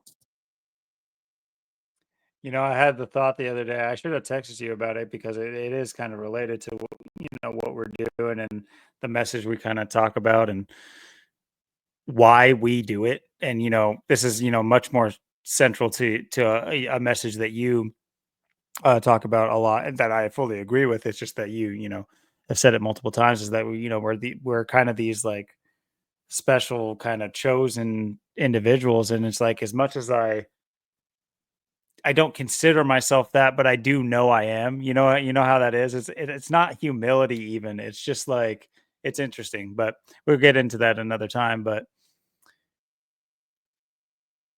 as much as we talk about these clandestine characters on the TV screens and entertainment, it almost feels like they need their counterparts in the real world too. They need the yin and yang, if you will. They need the balancing force on the outside of the screens is people like us. And yeah, it's a softer voice. It's not going to reach as many people because we don't own the screens and we don't own the fakeness, but the real people can see the realness, and those are the people that will be, you know, brought into the fray and to fill a position that needs to be filled as that, you know, as like the counter.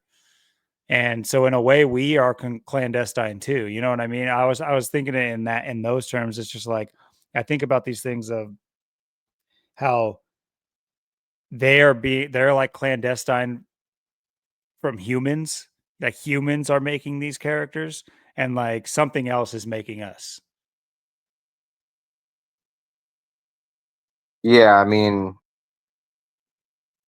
and that, you know, there's so much to it. I mean, like I said, how uh, all this it's just a massive Jesuit smoke screen. I mean, like I said, Austin being 26, getting the win today, and then you got, like I said, just look at how, you know, first member Paul Gray dies, he's number two. Then you got number one, Joey Jordison dies. So there's 21, like Austin, like Jesuit. So you got so many Surprised ways they to didn't get number 0 in the middle there. That'd have been that'd have been nuts. I mean, 21 works too. Obviously, we know all about 21, but like, man, just knowing they have a number 0, that's kind of wild.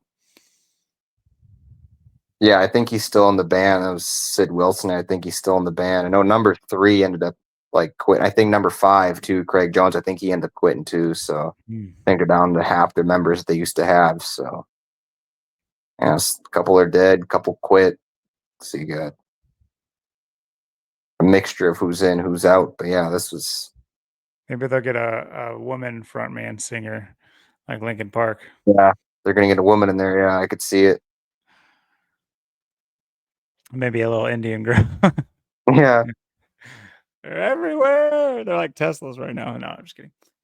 But well, guys, if you enjoyed our conversation and our breakdowns of today's topics, feel free to, you know, give us topics in the comments. We really do you know, we feed off of engagement from whatever community is here, and we'd love to, you know, have you guys' thoughts and ideas either, you know, in our scrolling email here. It's also posted in the description, but also just, you know, leave it in the comments. We can talk in the comments. We can, you know, these things can show up in the in our episodes, and we can talk about these things further. We're also hungry for, you know, for themes. I think the format's going to change here pretty soon. Uh, we hope you guys rock with us and like it. For anyone that rocks with our 3 to 4 hour episodes, I think it'll be just fine. You know, it's definitely something that, if anything, it appeals to more people. It's not going to like turn off somebody. It's not like, oh, not 4 hours. Click. I don't think those people exist. So I think we're fine on that. And we'll have more information as things do change. Of course, we can make community posts and stuff about this as it happens. Because right now, a lot is up in the air, not in a bad way or anything. Just we're just got to figure things out. You know, we do this, you know, pretty much on a whim, and uh, yeah, we have other facets of our life that take precedence in certain areas. So, but we're, you know, we're here to do what we say we're here to do, and you know that's the goal. So, final thoughts, Austin. yeah. Just yeah, it's amazing just getting ready for the last 3 days of April here, the 28th, the 29th, the 30th. Yeah, we're getting ready to celebrate the big birthday here on the 29th. Um, Getting ready for the big move on the 30th. And yeah, like I said, just getting ready for classes on the 1st, and just getting ready to get into May and May Day, and just getting ready for change, and getting ready for a whole new, just kind of lifestyle, way of life. And just, yeah, just we're in this interesting time right now. I mean, there's so much going on, and yeah, it's amazing. 30 years. It's the last basically like 24 hours of the 29 of my 20s, and the golden 29, golden boy, golden birthday or whatever. But yeah, it's just amazing. I mean, uh,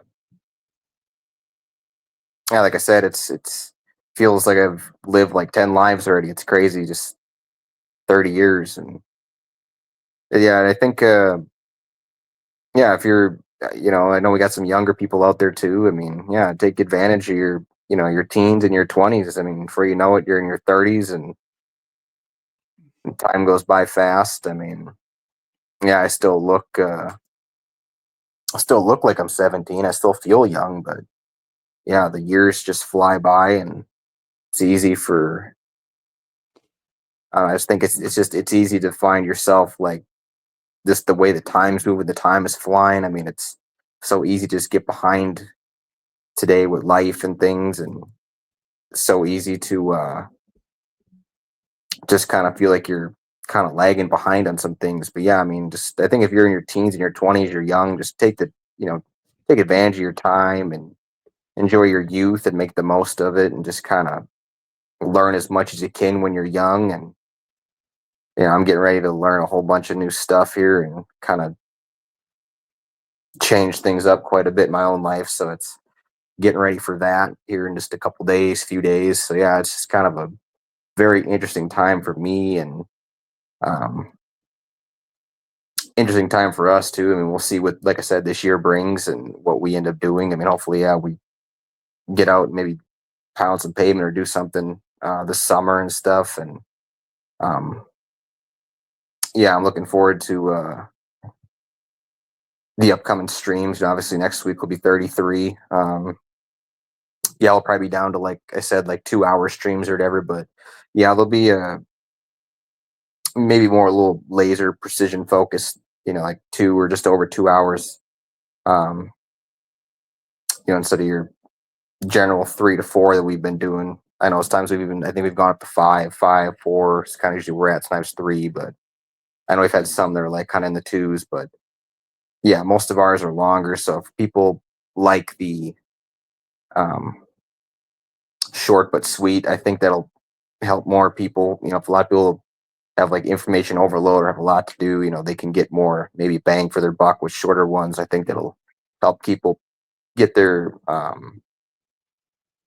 keep their attention span maybe locked in more. And I think, too, like I said, it'll be easier for me too. It's like I won't have much time to probably do much research and look at things the next few weeks. But um, hopefully after that, I have more time and I'm able to kind of do more and kind of have more of a